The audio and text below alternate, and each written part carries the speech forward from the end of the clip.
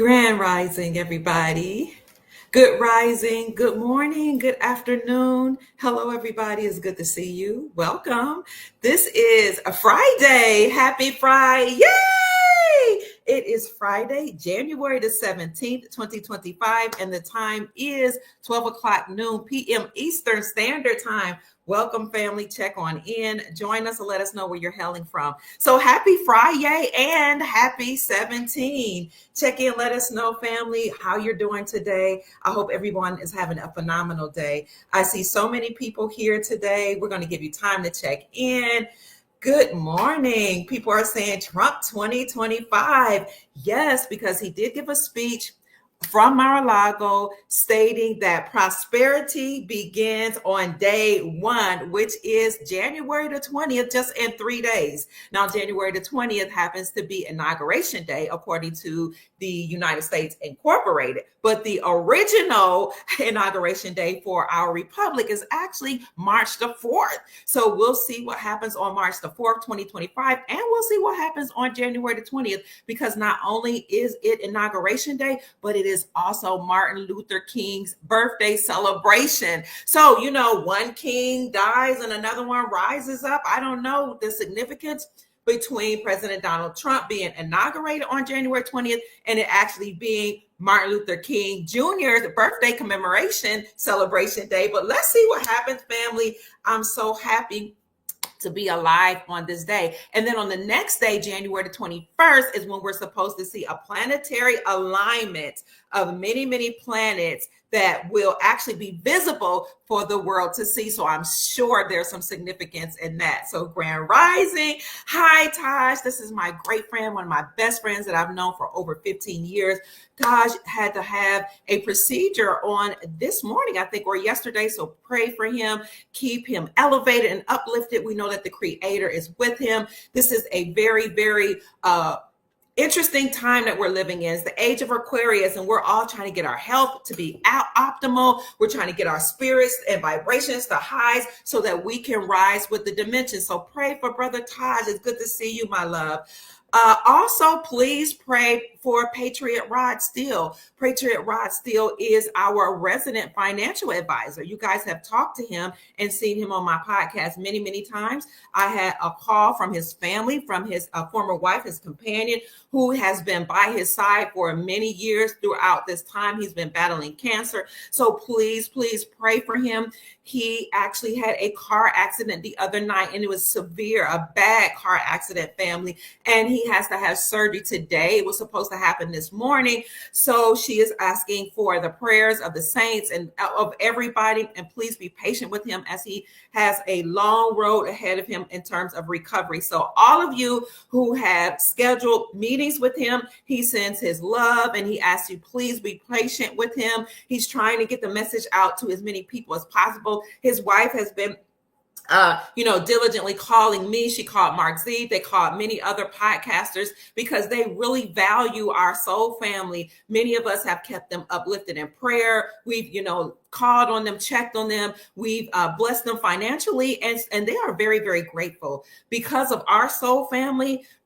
Patriot Rod still has been able to cure himself. Right now, there's no cancer showing in his body, or, I don't know if cure is the right word, but alleviate the cancer visibility in his body because he was able to afford the treatment. So I'm so grateful for you, family. You all are amazing. You don't know how much work we can do if we put our love together and our resources together to support humanity. So again, Patriot Rod Steele sends his apologies for not being able to keep up with all of the consultations. He was trying his best. His body was still very weak through all the cancer treatments. And, he has problems with his voice as well.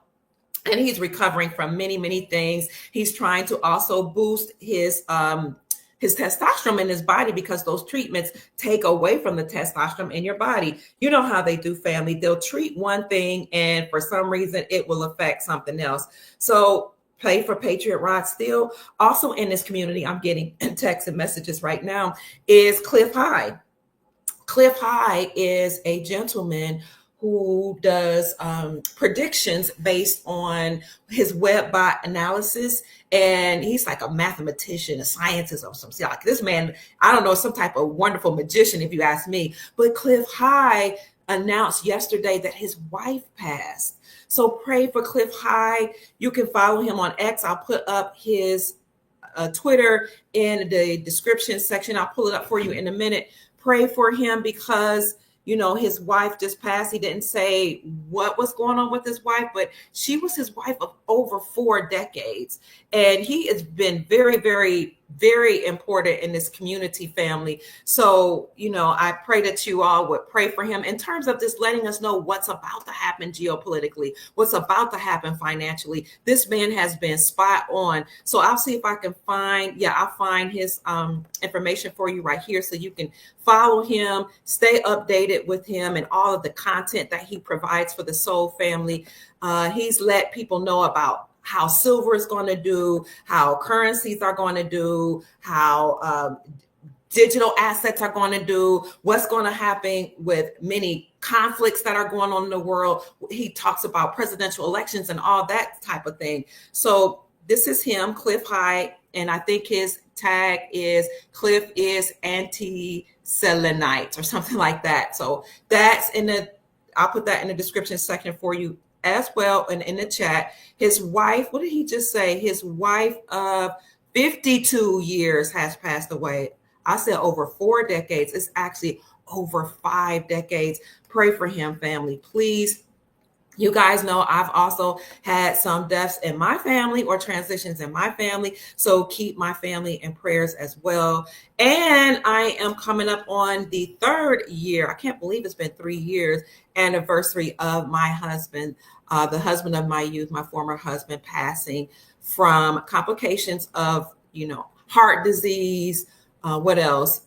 All type of things. And may perhaps even COVID. They said he had COVID with no symptoms. So that's what I want to announce before we get into the podcast. Check in again. Let us know where you're hailing from. I see Louisiana in the house. Thank you, family. Please hit the like button, subscribe to the channel, and let everybody know where you're hailing from. Let's see. Sister, who is this? Eternally Lit says, love and like Dr. Pruitt. I logged onto QFS and it shows that I have millions, but I didn't do the KYC verification. I don't know anything about logging into the QFS system yet. I know people are talking about logging into it and downloading a wallet. Hello, Winter Haven. It's good to see you, Harmonious Light. So I don't know how to advise you on that. I just know that everybody will have a Quantum Financial account at some point, but there's nothing you need to do. You don't need to pay for a wallet, download a wallet. Hi, Mississippi, or anything like that. Mickey Jenkins is in the house. Hi, Connie, watching from Toronto. Cheryl's in the house. So I don't know how to advise you on that. Larry is here from Alabama. But if I get more information on the Quantum Financial System, I will come back and report. Got to be me says, so sorry to hear about all of these losses. Oh, hi, New Priest in the house. He says, in case no one is aware, another fire and power plant in Monterey, California just happened. Please pray for our family members that are in California, as well as everybody that's dealing with the this winter blast that's been occurring all over the place, family. So much is going on, with the weather, and it makes one to believe or try to figure out, whether or not all of this is orchestrated. So we have 327 people in the chat. We're going to get started when we reach 400. I see Lori's in the house. He says, good morning. I've been praying for your family. I appreciate that. Aloha to Jaja. It's good to see you. Rich Rising to Dashai, good to see you as well. Lori is in the house. Lori says, I meant Grand Rising. It's good to see you, Lori. Tiger says Trump 2025. And yes, this is the golden age. High Living Life is good to see you. This is the golden age and the age of Aquarius, family. So we're so happy to be alive on this day. Let me see what else is going on. Keep checking in, family. I'm going to slow down just a little bit as I thank all of you who has been blessing me. I don't want that on. Okay. Blessing me as I've been away for a couple of days. Oh, thank you so much for the Cash App blessing. You guys are amazing. Speaking of Cash App, let me go ahead and acknowledge all the people who have been blessing me. You guys are so amazing. I am very, very grateful. Is it too light in here? Let me know how the lighting is in here, family, please. I'm very, very grateful for all of you who take the time to send me a blessing. While I've been away for 2 days, I haven't been live. I've just been doing some reflection and just, maybe doing some thinking and praying and fasting because we are entering into the age of Aquarius, or we have arrived, and this is a time of prosperity and peace and ascension. So I just wanted to focus on what's been going on in my life and how to improve, how to become a better version of myself. Because honestly, I never want to come back. I want to live forever if possible, as long as possible, especially with the med beds coming online. But, if I ever transition out of here, I don't want to come back. And I don't mean to be morbid or anything. I just don't want to come back. I'm doing everything to the best of my ability right now. I'm trying my best to be perfect and live up to a standard of perfection. The scripture says, be ye perfect, even as your Father is perfect, or even as I am perfect, be ye holy as I am holy.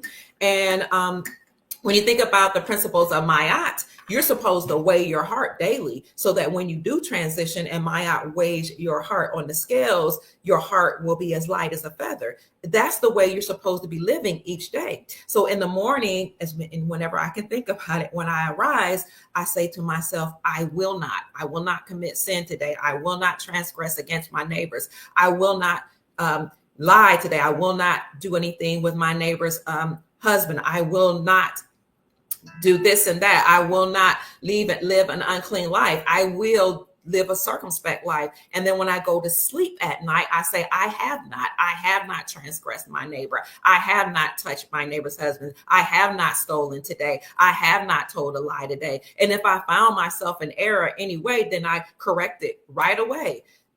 I truly know that when you live from a place of knowing that you have to go to bed at night and give an account to yourself, not just to an external God, but you have to give an account to yourself for how you have lived through that day, then I know that having to give an account for myself that night, that throughout the day, I'm going to live as circumspectly, as holy, as clean, and as good as possible. Now, some people will say nobody's perfect. We're all human. But when you exegete and eisegete the scriptures, that word perfect means whole or complete, right? So being a whole or complete person means that as much as lies within you, you're living a righteous, circumspect life.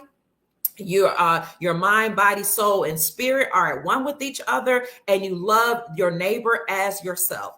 The scripture also says that the word says, love God, the God of your understanding, with all your heart, your mind, and your soul. And the second scripture says, love your neighbor as yourself. Now, when you love God with all your heart, your mind, and your soul, and you know you come from source, then that means you love yourself with all your mind, your heart, your soul. And you're supposed to love your neighbor as you love yourself. And the scripture goes on further to say, on these two scriptures hang all the laws and all the precepts of the biblical text. So you can be holy and perfect. Be ye perfect, again, as I am perfect, as source is perfect, means to be whole and complete. And that's the way I live my life. So if I live my life, or since I live my life that way now, I don't even have to come back. I'm going to do everything right now. And anytime I see myself make an error in judgment or make a mistake, then guess what? I get it correct quickly.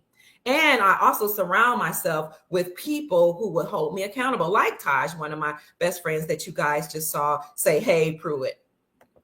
Like my children, like a spiritual counselor and advisor. All of you even hold me accountable for how I live and for what I do in my life. So that's about it, family. But I did want to say, I appreciate you all so much. And I want to say thank you for all of you who sent me a blessing while I was away. And I'm still doing my 7-day fruit fast. I'll talk about that in a minute.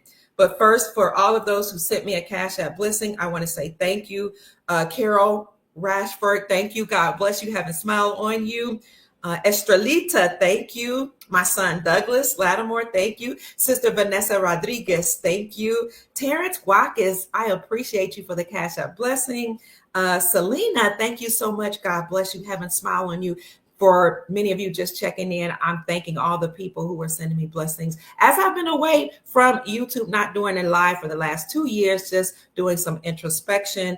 And people are saying they appreciate my work. So thank you. Lydell Coffer, thank you so much for the Cash App blessing. Freedom, God bless you. Cameron, thank you. Sister Delilah N. Smith, thank you. Also, Ella Christina, thank you. And beautiful Max Ministry, that's our Chief Mac, thank you so much. So those of you who have done trust with Chief Mac, he says, thank you so much. He will come back on to talk about how we can operate in our sovereignty. And Chief Mac always sends me a Cash App blessing. He calls and checks up on me. And he's one of my spiritual advisors. He is my spiritual covering. So I give an account to him for how I live my life and making sure that I live a righteous and justice life. So I'm very grateful for him.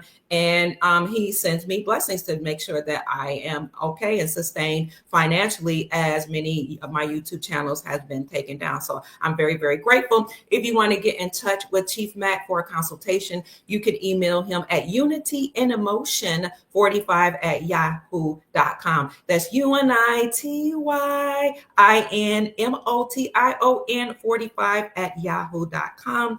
Thank you, Sister Lori Goley, for the Cash App blessing. Tristan, I'm always grateful for you. You take care of your girl. I love you so much. And you always say, I love you. Thank you. Sister Marie Miller, thank you for the Cash App blessing. Cameron Frederick, thank you. I appreciate you. Theo Wolford, I often receive blessings from you. Thank you so very much. God bless you. Sister Doris Morton, Tajwanda, thank you. Colleen, I appreciate you as well. Colleen Noventy. And Michael Bernard, as well as Glenn Snell. Theo, I see you again. Theo Wolford, Sister Deborah Allen. I will maintain. I'm grateful for you. Peter Kirksey, thank you. You see all the love that I've been receiving. That's why I always say, without you, I don't matter. Without you, I am not relevant. Something my pastor told me a long time ago. If you are called to do something and you say you have a purpose, the Creator will let you know that. He will or she will confirm that, because the people in your environment, the people around you, will be able to feel and affirm your calling and your gift. You should be able to resonate with the people to whom you're speaking. So I'm very, very grateful that you all affirm me. Thank you so much. Taiwana, thank you. God bless you for often sending me Cash App blessings. Sister Deborah Allen, Barbara Jones, Theo Wofford 3 more times, Veronica Steptoe, Lori again, Lori Goldney, Cameron Frederick, Beverly Williams, and Chief Mac, as well as Michelle Spradley, Maxine Alibi, and Michael George. So you guys are amazing. Thank you for all the love, family, and for all the Cash App gifts.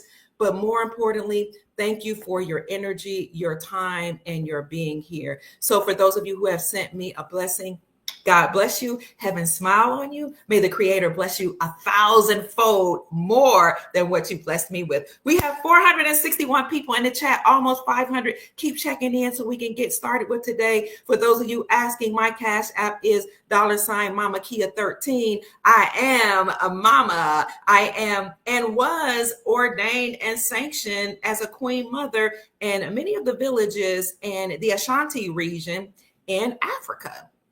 So in the Ashanti region in Africa, in Ghana, some of the chiefs made me a queen mother years ago, probably because one of the chiefs wanted to make me his second wife. But of course, I didn't become a second wife. Thank you for the Cash App blessing again, Cameron Frederick, because, obviously I wasn't available to be anybody's wife. And I have nothing against polygyny. It just wasn't of my interest. I was actually taking care of my sick husband of my youth at the time. I was just taking a vacation. And of course, I, graciously said, no, I'm not able to do this. And I did speak to his wife. She was kind of worried. She was like, oh my God, what am I going to do if he takes on a second wife? Because even though polygyny is allowed there in Africa, in Ghana, Some of the women don't want to participate, but they do know that if you are married to a chief, that probably will happen. And while some of them don't want that to happen, it happens, and then therefore he is able to take care of more than one wife. Because in some of these cases, excuse me, in some of these cases, if a man doesn't take on more than one wife, then the women are often left to die, or they have to figure out a way to make it. They have to figure out a way to survive. And you guys know that historically, women aren't hired at the same rate as men in many parts of the world. So it actually makes sense for men in many cultures to take on more than one wife. So I support it. And I say, if that's what you agree is best for the culture, then that at least you don't have leftover women that are just left to die. You don't have children that are uncovered and unprotected. So, hey, I respect everybody's culture as long as it's not hurting people. So I was made a queen mother in the Ashanti region, and that just basically meant that I was able to be respected as one of the mothers, be lauded as a teacher and an elder. And that meant that I was assigned people that would help me with some of my duties. And also in response to that, of course, I put money into the economy and helped many of the children go to school. I financed many of the children going to school. I made sure that, we have food in the surrounding villages. And I stayed with a grand queen mother, so to speak, and to help her with her village. But, the money that we have, we might think it means a lot. But family, the queen mother with whom I was staying actually had 2 compounds in the Ashanti region. And these compounds had like many apartments, like small apartments that were lined up together. And it had a gate that opened up. So it's like, if you can think of a village with a bunch of little apartments kind of in a circle, and they have one door here that will allow you in and out of that compound. It's awesome. It's amazing. Then down the way, she had another one like that. And within that compound, we did all the cooking outside. We took care of all the children. The women would meet and talk about the news for the day and the rules that we set for the day. So even within a patriarchal society, the women really ran a lot of things. Like, we decided who ate, what they ate, what would be sold at the market, which clothes would be washed, how we would wash them. We would be the ones to go and get the water from the wells, bring them to the compound. We would do all the washing for everybody. All the women got together, did all the washing. We reared all the children. We sent them to school, taught them English when they came back to school. We advised the chiefs. The chiefs met very often, but we as the women and the queen mothers advised the chiefs, because we knew what was best for the animals, the land, and the children. So I really love the way we had the matriarchy set up within the patriarchy in Africa, in Ghana, in the Ashanti region. So we might get back to doing something similar to that as we ascend to higher dimensions. So that was my experience being a queen mother. I did live in Ghana between 2014 and 2017 on and off many times. And I was able to experience gold mining, and I lived on the gold mines. I saw the gold mines. I spoke with the chiefs. I had relationships, not relations, but relationships with the chiefs. The one with whom I was staying with his mom, actually, in our compound. So he was my brother, and not my biological brother, but we actually lived and conducted business like he was my brother. So as we ascend to this new dimension, you're going to find that we will be working with many people from many different countries to help improve their societies and their environments. So Mama owned the compound in which I stayed. She owned a compound down the way. She ran what would happen in those 2 compounds, and basically in the whole village, in the next village as well, because the queen mothers set the precedent for how the food would be dispersed, cooked, and on how the children would be taken care of. But also, Mama owned land 10 miles away. And I went with her several times to go see this land. And just a little precursor before we get into today's news. And I asked her one time, I said, Mama, please, can I, she was like, please call me sister. But I called her Mama. She's like in her 80s. And let me tell you, youthful as I was, in my 40s at the time. I'm not in my 40s now, but at the time. And I said, Mama, let me walk up the mountains with you to go see your land. She said, baby, no, no, no. She says, you are a Bruni. That means a white girl, because that's what they call America. You're a Bruni. You're a Bruni. You can't make it. You won't be able to do what I can do. And she told the truth. This woman walked 10 miles, 10 miles, some of which was up, dirt roads and mountains to get to her land. So they said, we're going to hail a taxi for you, a trotro. So I got a taxi or a trotro, and I actually had them to drive me up to her land. She walked it. Okay. When I got to her land, it was a cocoa field, cacao, what we make cocoa and chocolate from. That field was so vast and so huge. And she owned all of it. And when I asked, how much of this is yours? The people that were interpreting, because she spoke Twi, she didn't speak English 100%. She could speak English, but not 100%. They interpreted as far as your eyes can see. Mama owned land in Ghana, in the Ashanti region, as far as my eyes could see. And we would walk and walk. And I was walking, I had walked an hour, and I was like, I can't keep walking. I mean, that was after I got to the land. It took me 10 minutes to travel up there, driving up there, riding up there. Once I walked for an hour, and I was like, how much further? As far as your eyes could see is how much land that she owned. And they were like, you couldn't even imagine. So we drove through, and it was miles and miles of cacao. And they told me that they shipped that to America and to Europe. But by the time these bags of cocoa or cacao got to America and Europe, the people at the docks or whoever was in control of it would take off. Like, say you had a whole big bag. This is just like a 10-pound bag. They would take out like a half or more out of the cocoa, and then they would weigh it and say, this is all you sent us. And that's all they would pay the Africans and the Ghanaians for all the hard work of harvesting the cocoa and sending it or shipping it. So they weren't getting the money that they deserved, not only from the cacao or the cocoa that they shipped here so we can have and enjoy a chocolate, but also from the gold.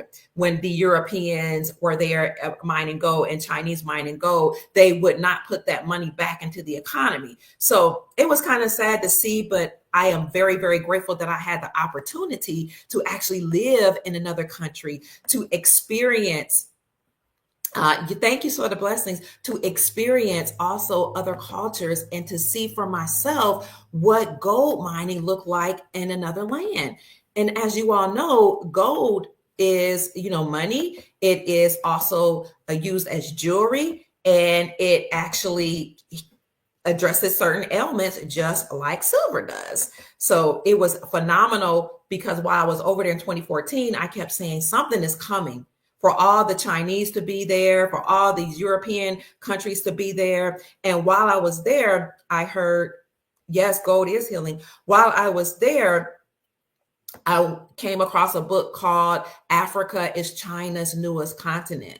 And that is when I started speaking out about gold in 2014. And I also went to the Akwesi Day Fair, where I was able to see the Asante Henny and meet the Asante Henny, which is the King of Kings there in Ghana.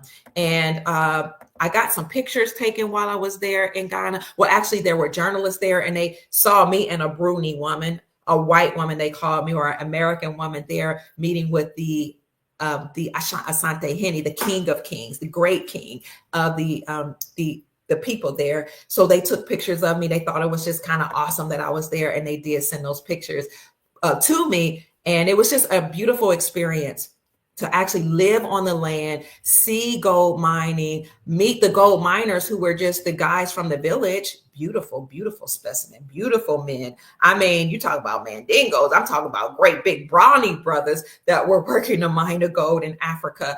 And they showered right outside. And sometimes I had to oh my goodness, because, a lot of them live in and respect nature. So it was just an amazing thing to behold. And I also knew that Ghana was called, and still is called, the Gold Coast. So it was something to behold. From there, I started speaking out on gold. And then 2 years later, when I stepped foot in Africa, 2014. 2 years later, President Trump became the 45th president of the United States Incorporated. And he talked about Dr. Judy Shelton becoming the chair of the chair of the Federal Reserve. And the reason why he chose Dr. Judy Shelton to become the chair of the Federal Reserve is because she's a gold bug. She has a PhD in economics and business. So that's when I knew for certain he was going to return us to the gold standard. So I'll put up some pictures later of me being in the Ghana region. I just wanted to speak a little bit about that, family, before we get into our podcast for the day. So thank you for 611 people being here on the podcast. Hit the like button, subscribe to the channel, family, if it behooves you to do so, and send a video to certain people that you think could benefit from this video. So what are we talking about today? Keep checking in, family. Oh man, so much. While you're checking in, I'm bringing up President Trump's speeches and some of the articles that talks about what he has been saying he's going to do. So today's podcast is about President Trump saying we are going full prosperity from day one, or beginning day one. And day one, again, is January the 20th, at least as far as we know, unless they decide to do something on on March the 4th. So keep checking in. I'm going to bring this up. It seems like I'm having problems with my Instagram. So I haven't connected my Instagram channel to my StreamYard yet, because once you go live, it's kind of challenging to figure out how you leave that live up from Instagram. So what I do is I just go live from my Instagram channel on my cell phone. We're going full prosperity beginning day one. Hold on. Peace, family. I'm trying to go live from my Instagram, but it doesn't look like they want me to. So we're going to just keep moving on. President Trump said we're going full prosperity beginning from day one. And day one, as we know it, starts January the 20th. Now, he gave a speech from Mar-a-Lago, or from, West Palm Beach, Florida. And some people who saw that speech actually took screenshots of him saying we're going full prosperity from day one. So I'll show you what that screenshot looks like.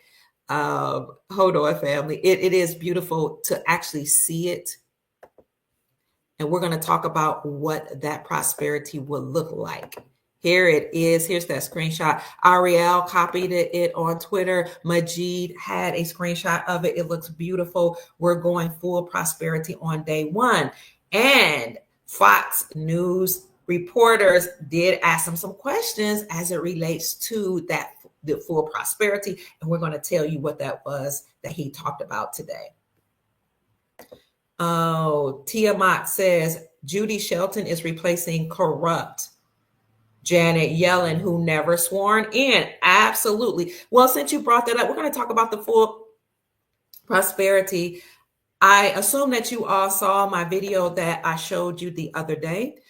It was actually a video of someone else that talked about how we have so-called elected officials serving right now that never swore according to our Constitution. They've never been sworn in officially, so they've been operating in fraudulence.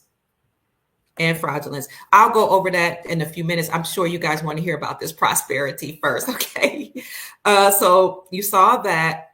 He said after that, he did this interview with a gentleman by the name of, what was that gentleman's? Don Bongino. And he told Don Bongino, you and your audience, which, by the way, he said your audience has grown massively. Congratulations. But you and your audience are going to be very happy with the things that I'm going to be announcing on Monday. Monday is just in 3 days. It's January the 20th. It's also Martin Luther King Jr.'s birthday commemoration. And it is the day before we are to witness this alignment of at least 5 planets. So let's listen to the announcement that he made on this podcast, which was basically the same thing that he said from Mar-a-Lago. Let me know that you can hear this, family.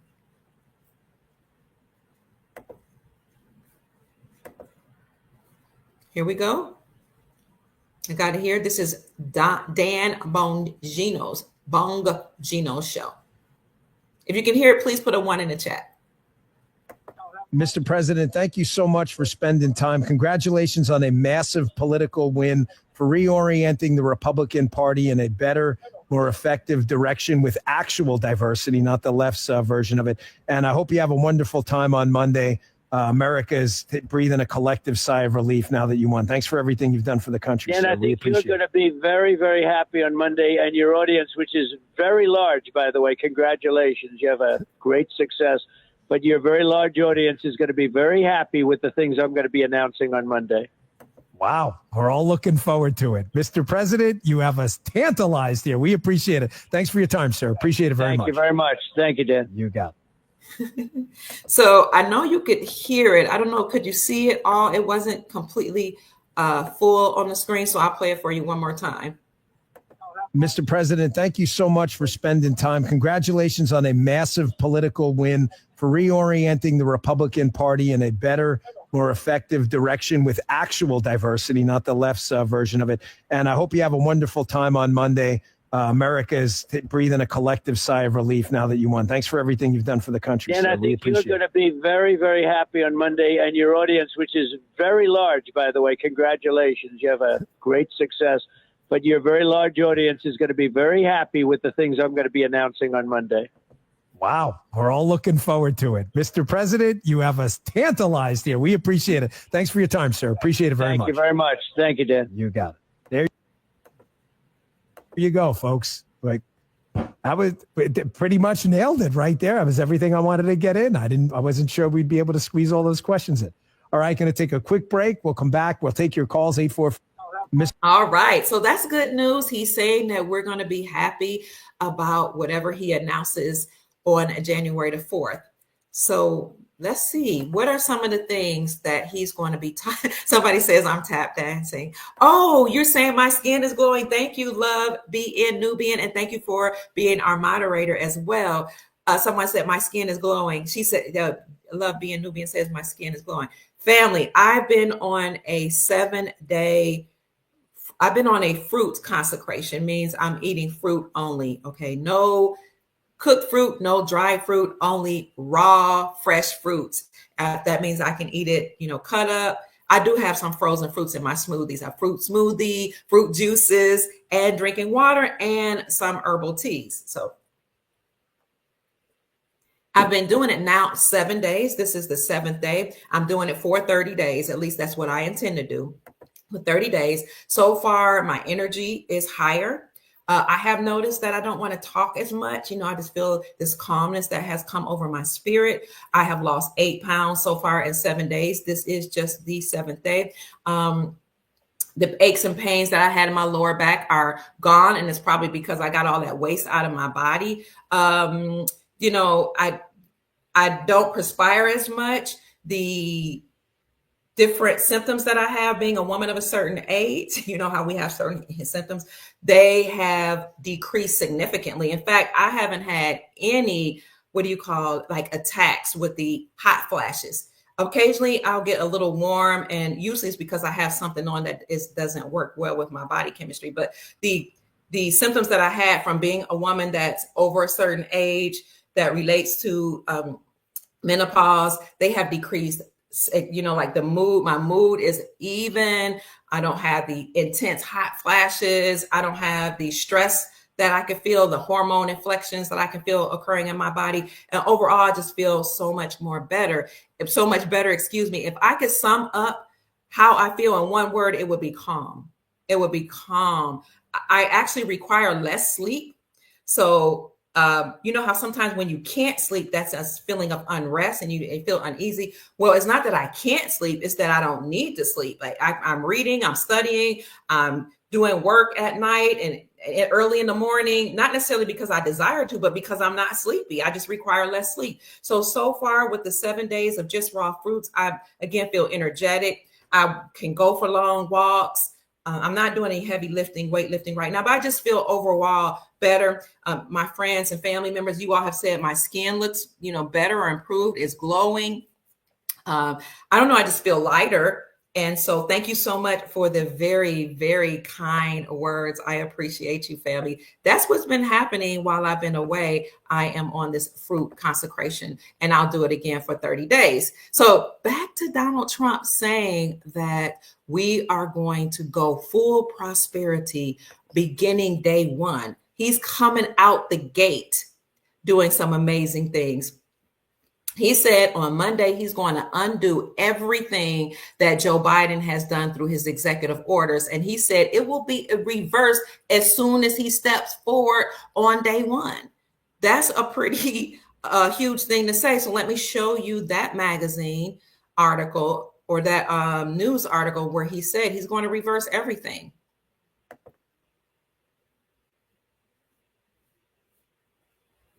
So that actually, what he said, I'm going to reverse everything Biden said, came out on a New York Times article. And then I went to a time.com publication where they actually listed the 11 things that President Trump is slated to do on his first day of office.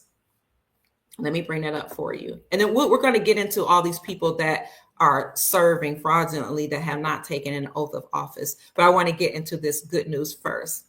So these are his day one promises. Now, the article tries to say he's trying to act like a dictator. They said a little over a year ago, Donald claimed he would be a dictator, but only for the first 24 hours of presidency. Now, as his January 20th inauguration approaches, the president-elect's plan for his first day in office are becoming more clear. Let's see those things that he said he would do. Number one, he says he's going to close the border and reinstate travel bans. Now, this might not seem like this relates to prosperity, but in fact, it does, because when you close the borders, then you're not allowing people to come in and take over all of the jobs that we have, and you're not allowing all the money that we have for the American people to be dispersed through welfare programs to various immigrants that are coming in. So his plan is to enforce the borders. He has vowed to close the United States southern border and reinstate what they're calling a controversial travel ban, which suspends refugee admissions into the country. These actions will be performed through a series of executive orders, according to the article. Trump says, I want to close the border. And he said that actually all the way back in December 2023. But I'm going to do this on day one when I become a president. He went further on the topic and explained how that will happen. Secondly, he will have a mass deportation of illegal immigrants and end birthright citizenship. So you guys know that reportedly we have over 11 million illegal aliens in our country. But it's, they're reporting the numbers at 11 million, but it's probably well over 11 million here in America. He intends to launch what he calls the largest mass deportation operations, because again, you can't just close the borders and not allow people in. You got to eject those people that are here unlawfully out.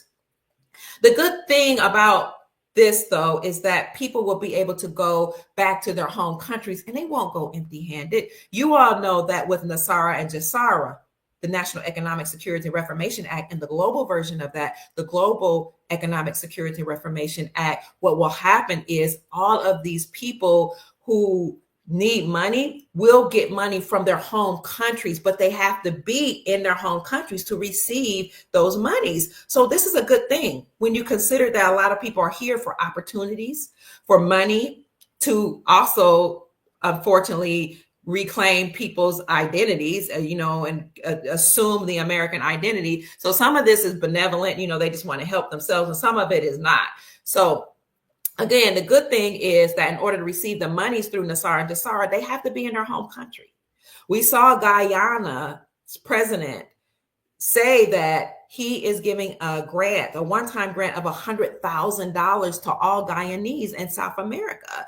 But in order for them to receive that money, they have to be in country. That is why President Trump is doing this, because this is all a plan, an agreement that all 209 countries actually did behind the scenes. Okay.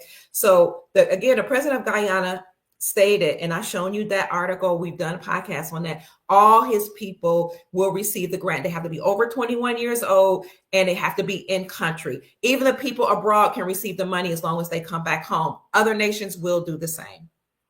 So let's get back to Trump's promise. Mass deportation and end birthright citizenship.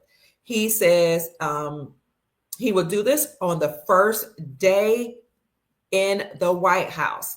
He says his focus will be on removing criminals, recent border crossers, and individuals who have been ordered deported by the courts. Why did he mention criminals? Because a lot of crime that occurs in America, although some of it is by Americans, probably most of it is, you do have a whole lot that has been done by illegal aliens or immigrants. Unlawful immigrants that have come here. Many people that were a part of MS-13 gangs actually came across those borders and masqueraded as our Mexican brothers and sisters. So that's why you see a lot of males that are between the ages of 16 and 35 here. Those men were military age men that came with cell phones and guns, a lot of them. So they were involved in criminal activity, and it leads you to believe that perhaps there was a plan to, ignite them. They might have been sleeper cells that could have just been charged with an order to go ahead and strike. Who knows? But President Trump said, not on my watch. We're getting rid of them from day one. Trump also pledged to end birthright citizenship on his first day, which would mean children that are born to undocumented immigrants would not automatically gain United States citizenship. This is a move that is expected to face immediate legal challenges, according to this article. I don't think it's going to do that. They're going to have any illegal challenges because we don't care about legalities. What we care about is what's constitutional. We care about the law, not legalities. Legalities, statutes, codes, policies are related to and correlated with the United States Incorporated. The United States Incorporated is bankrupt and defunct. Legal, nefarious, lawful, good or benevolent. Lawful laws refer to the Constitution. I just wanted to make that clear. So he promises to end birthright citizenship, which is good because that again takes us to Vice President Kamala Harris. She's not really the vice president according to our Constitution and the forefathers of our Constitution and how they framed the rules for becoming a president. You must be natural born American, means you sprung from the soil. You are from America. Okay, not a citizen. And you must be governed by that state in which you were born. So it's not just about proximity. She was allegedly born in Oakland, California, but it's also about allegiance. If you didn't spring from this soil, if your parents aren't from here, your bloodline is not from here, you might not have an allegiance to America. So if you want to fact check me on that, then please look it up. There's a constitutional lawyer by the name of John Eastman, who is a constitutional expert out of California that says the same thing. So Kamala Harris is not a lawful vice president. She is not from America. She's not natural born. Natural born and native born are different. Native means you came from somewhere else. Natural means you sprung from the soil. Okay, you came from here. Your parents came from here. Your ancestry came from here. So it's not just her that's not lawfully serving. It's a whole lot of people that are not naturally serving. He's going to end birthright citizenship. And some people will ask me, how can he do that? His people are from here. He's not from here. He didn't spring from the soil. I'm glad you asked, because President Trump is only serving as a transitional president. That's what Dr. Kia Pruitt is saying. He is transitioning us from the United States Incorporated over to the Republic. He is the one that the military, the Earth Alliance, and people way above them have put in charge, or whoever's playing his role, whoever's under that mask. We know there are many Trumps, okay, where he is being told what to do, okay? He or his character, his avatar will transition us back to the Republic, which never left. So you've had two governments. You've had the United States Incorporated and you had the Republic. The United States Incorporated, as you all know, is a group of bloodline families that usurped authority from our lawful Republic that's always been here, incorporated themselves in 1871 as a non-profit religious organization, religious because the Pope was leading it. And that's why I put up that video. And that is my voice of me saying that Pope Francis warned us that the United States would collapse. That's my video.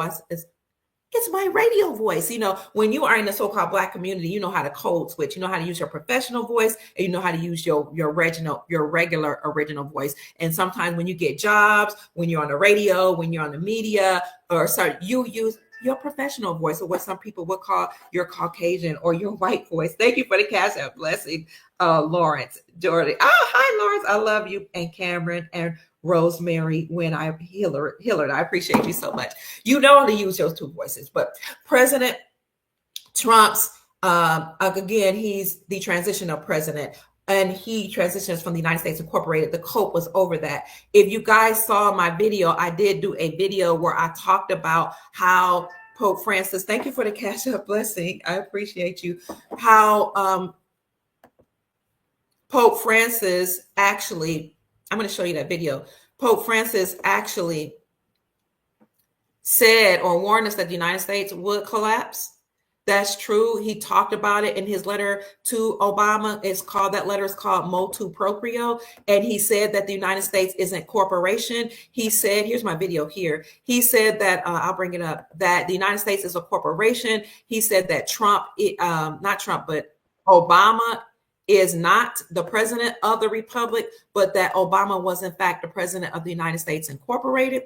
He went on further to say that, that's the wrong one, that we have government agencies like the FBI, the CIA, and the EPA that are not lawful.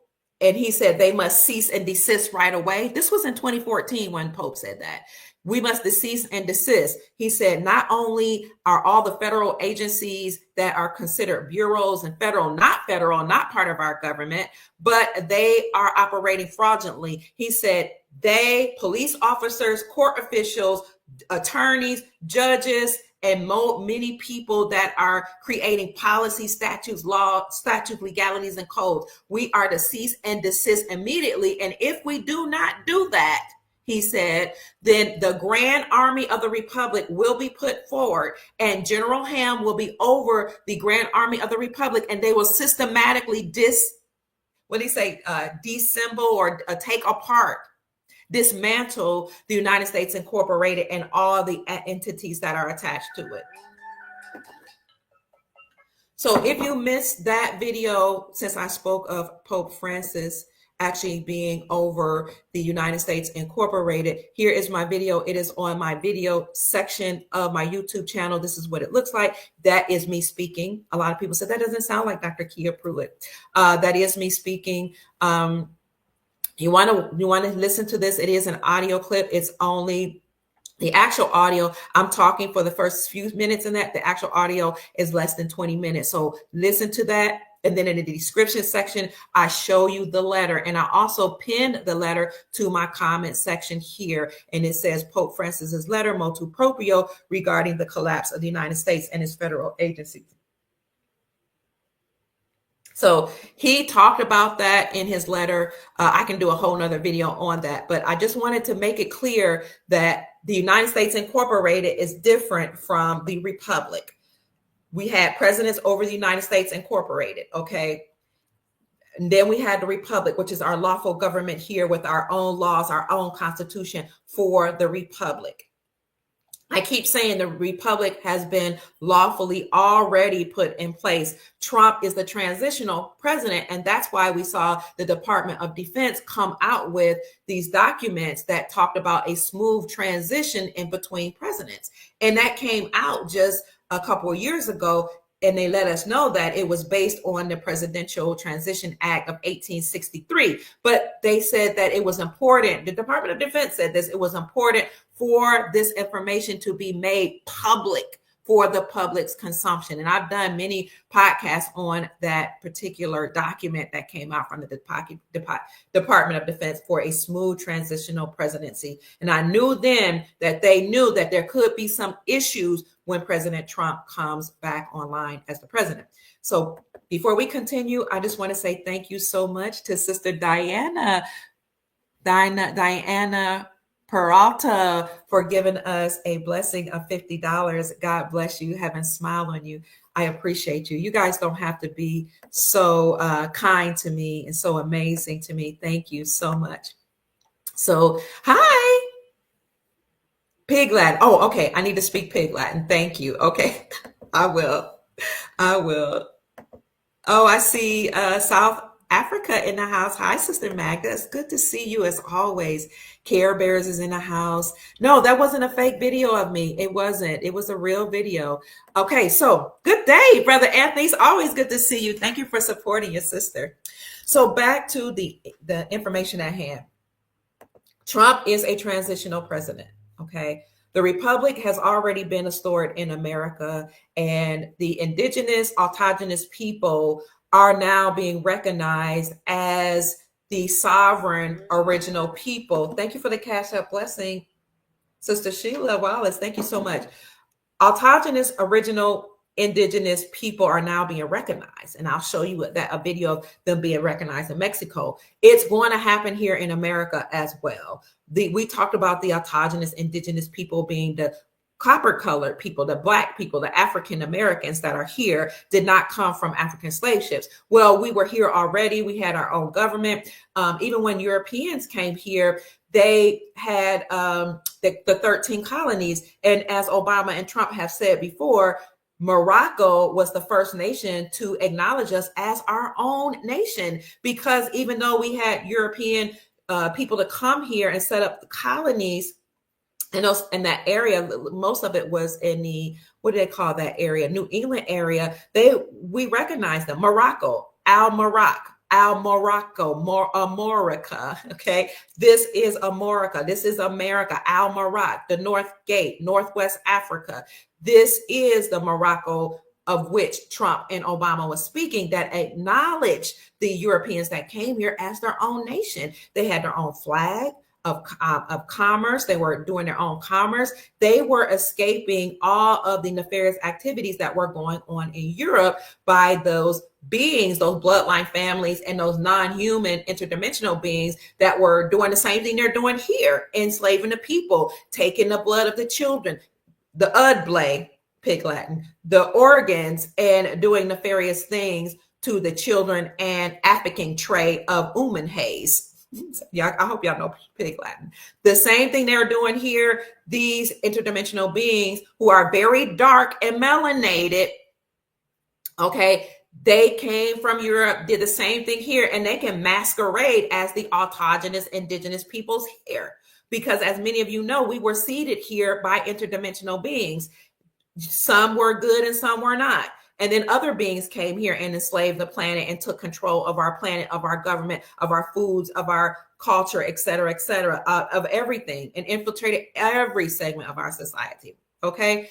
So now we have a group of them that have returned, that are back, that are here to help us. That's the disclosure that's about to come out. And they're trying to trickle that information out little by little by calling a lot of these ships or these vehicles through which they travel drones, but they're not drones. Okay, many of them, some of them might be drones that they just put up there, but they're masquerading this whole thing like it's just a bunch of drones that this, came from nowhere. But notice these drones or these ships are actually over military bases to guard those bases and make sure there's no nuclear attacks or there's nothing that will be set off to unleash a catastrophic event, because they're here. They've come back to help humanity and to help return all of the joy, the prosperity, and sovereignty back to we, the people on the planet. Now, you're going to see people that is going to come ahead, try to come ahead of this information and say, oh, hey, my name is so-and-so, and I just want to let you know that we're about to have extraterrestrial information coming out. And so since it's going to happen, let me give you this information first, because I'm going to be the precursor to all this information and news coming out. Well, we've already seen the ships. Many of you are contactees. Many of you are contactees from other life and other dimensions. Many of you are the future versions of yourselves that have come here to help the planet. So you know that this information is coming out because we are in the era of disclosure and in the era of Aquarius, right? The age of Aquarius. So let's get back to what Donald Trump promised he would do. You know, I go off on my tangents. The first thing he said he was going to do was close the borders and reinstate travel bans, mass deportation and birthrights. And that's how I got on Kamala Harris. She is not a lawful vice president. The way they framed it, the forefathers framed it, is you have to come from the land. You have to be autogenous or from America, natural born, and you have to be subject to the jurisdiction of the state in which you were born. She's not qualified. He's going to pardon J6 prisoners. As you all know, many of you have listened to Chief Pontiac or Chief Rod Hayes and some other people, you know, from me as well, that a lot of the J6ers people there, while some of them may have been there to cause some type of disruption, many of them were actually placed there to stake the totem pole in the Capitol and reclaim that house for us, for we the people. That's why he did that. That was a military personnel dressed in Native American garb, staking a claim. He's held the totem pole there for a certain amount of time to let the people know we're taking back the house. As a matter of fact, that's not in this article. This is Dr. Kia Pruitt talking. As a matter of fact, the Capitol is considered the people's house. Okay, these people work for us. And according to the Constitution, you can establish your own militia anytime you know or see a coup d'etat taking place where somebody has come on your land and taken over your government. So this may be one of the reasons why President Donald Trump is actually pardoning J6 people or prisoners of war. So this is his personal promise to pardon those convicted for their roles in the J6 2021 so-called Capitol riot. He repeatedly indicated that he will act quickly, issuing pardons for many of the more than 1,500 individuals convicted of crimes or alleged crimes related to their involvement in storming the Capitol in protest of the electoral certification. Now, when you really think about it and how the Constitution says that you can establish a militia and you can drag out these people and you can reclaim your country back, does it really look like they were doing something unlawfully? Well, it was 1,500 people that were convicted. 1 + 5 = 6. They love that number 6. Asked by Time, TIME, or Time Magazine or Time Publication in December, what was the first 24 to 48 hours of his administration, what that would look like, Trump said, I'll be looking at J6 early on, maybe within the first 9 minutes. A fourth thing he said he will do immediately is end the Russian-Ukrainian war. Trump repeatedly said that before taking office, he would put an end to the war between Russia and Ukraine, which was allegedly a violent conflict that raged for nearly 3 years. This is allegedly a Russia invasion of the Ukraine that occurred on February 2022. But you know, I have to give my spin on it.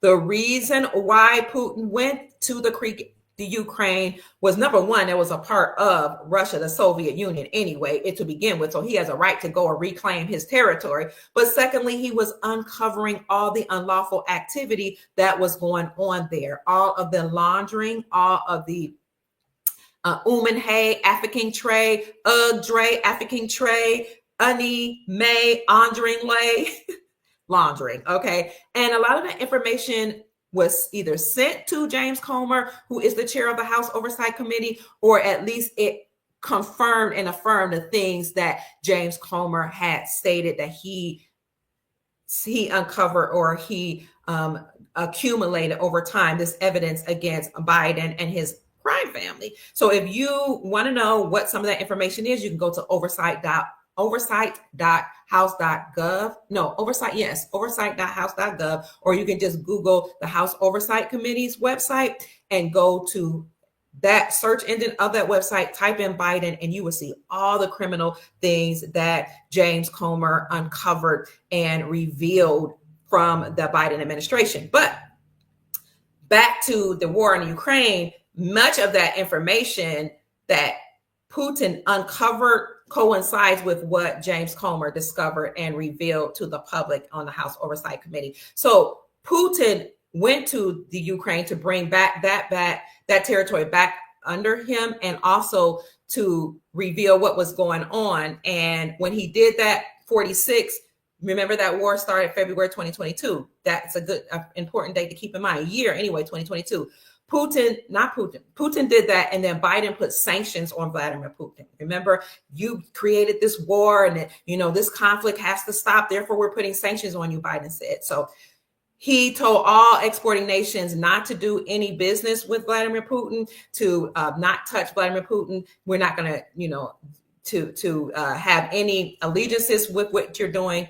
But we know that Operation Sandman or Project Sandman was an agreement between 209 nations that when triggered, they would stop trading with the United States dollar, drop the dollar for trade, and then use their own local currencies backed by gold, palladium, platinum, and other resources, including rare earth minerals. That agreement is called Project Sandman. All Putin was doing was triggering Project Sandman. You heard what I said? When triggered. When triggered, 209 countries agreed that they would stop trading with the United States dollar and use their own currency. Putin was that trigger. So when Biden put sanctions on Putin for going to the Ukraine, Putin just clapped back and said, I'm not scared of you. You could put sanctions on me. And Putin then dropped the dollar, stopped trading with the United States dollar, and started trading with the Russian ruble. In February 2022, as soon as Biden put sanctions on him, then what happened? The Russian ruble became the strongest performing currency in the world in 2022. You can look it up. Strongest performing currency in the world. Not only did he use the Russian ruble, but he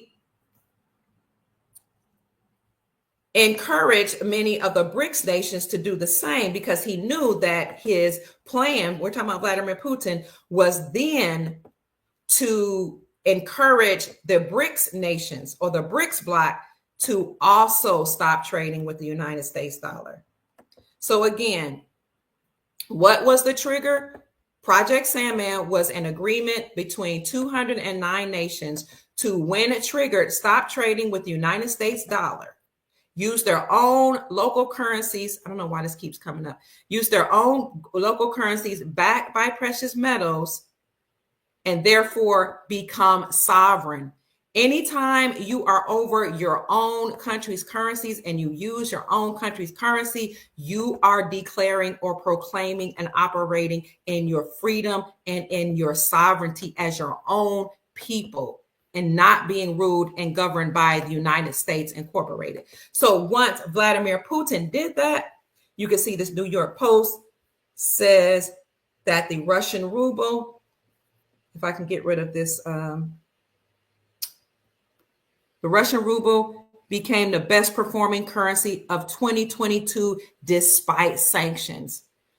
Okay. You can look up those articles. This article right here by the New York Post will tell you why. After that happened, Vladimir Putin then encouraged Brazil, Russia, remember he's over Russia, India, China, and South Africa to do the same. Stop trading with the dollar. That's when the value of the dollar plummeted and gold and silver went up, because it's a basic economic principle that in order that whenever you see the dollar decrease in value, precious metals will increase in value. So Vladimir Putin inspired and encouraged Brazil, Russia, India, China, South Africa to stop trading with the dollar. And then Saudi Arabia said, you know what? I'm going to do the same thing. I'm going to stop trading with the dollar and I'm going to join BRICS. This happened in 2022, although mainstream media didn't start talking about BRICS and talking about all these nations, aligning with each other till 2023 and 2024. Then BRICS became known as SAL BRICS. Then other exporting nations applied to join BRICS. And along with that, Putin and some of the nations that were a part of Brazil, Russia, India, China, South Africa bloc tapped on the shoulders of other exporting nations and said, hey, let's all join. Let's all coalesce against the United States Incorporated, the group of bloodline families that usurped authority from America. And they actually incorporated themselves in 1871 as a nonprofit religious organization and proclaimed that they are a republic, but they're not. Let's all coalesce as a BRICS bloc against the United States Incorporation. They weren't coalescing necessarily against America, but against the institution, the United States Incorporated, and stop trading with the dollar and use our own country's currency. In the interim, before we use our own country's currency, that we'll use the Russian ruble. And that's why the Russian ruble became the strongest performing currency in the world in 2022. But while Putin was doing that, he also encouraged the people in not only the BRICS bloc, but the African nations that had not yet joined. He said, if you guys agree to join the BRICS bloc and stop trading with the dollar, I'll back you up. I will militarily, I will provide you with grains so you don't have to get it from the United States Incorporated and all their allies, and I will write off your debts. So that was enticing, and many African nations said, you know what, cool, we're going to do that. We will do that. Some African nations said, no, thank you. We don't need your grains. We don't need your support. We're going to be okay. But many of them said, yes, we'll take your grains, we'll take your support, and we will take your military support, and we will thankfully, accept the write-off of all the debts. And that inspired many African nations then to use their own currencies. That inspired many African nations such as Burkina Faso, Niger, Mali, Senegal, and Chad to expel the French from their territories, to expel the French colonists. Because remember, according to what's the name of that agreement? Berlin Conference, the Berlin Conference in the 1800s, the European nations, they all met and decided they would divide the African continent for themselves or steal their resources. So those were probably interdimensional bloodline families too that actually did that. Okay. When that happened, you had the French to colonize those 5 nations as well as many others that I named. So you had those 5 nations to kick the colonists off of their continent, accept the grains and the support from Russia, and use their own country's currencies for trade. Not just the African nations did that, but now we have, in 2022, I reported this. Back then, it was 85% of the global population that had joined the BRICS bloc. We had 85% of the global population in 2022 that said we are going to join Brazil, Russia, India, China, South Africa in dropping the dollar and using our own currency and using gold and silver. But the trigger was Vladimir Putin. The trigger, okay, what set it off? He was the catalyst. So when he went to Ukraine and exposed all that stuff that was going on, that just led to a whole chain of events. And that is why Biden put sanctions on Vladimir Putin. Okay, that was the real reason they had a Russia-Ukraine war, because Ukraine was a cesspool for all of these nefarious people doing all type of laundering, stealing, trafficking, doing things, doing their deep underground military bases, creating weapons of mass destruction, like diseases that shut down the whole world. Okay, so that's what that war was about. But mainstream media put a spin on it and said he was just invading Ukraine and he was causing a mess. And Trump and many people just kind of went along with the whole how do you say it, the way they spun it, the narrative, the rhetoric that it's a war that must end. Because you can't, they play these games where they speak in codes and they feel like they can't just come straight out and tell the truth of why this war is really occurring. So President Trump, again, agreed he would end that war. Okay. That was the fourth component of what he said he's going to do. Next, the fifth thing he's going to do beginning day one is end the electrical vehicle mandate and the new Green Deal policy. Now, I've looked into these electrical vehicles, and this is something that Biden has said that we need to do. We need to go to using all these electrical vehicles because allegedly, according to Biden, they're better for the economy.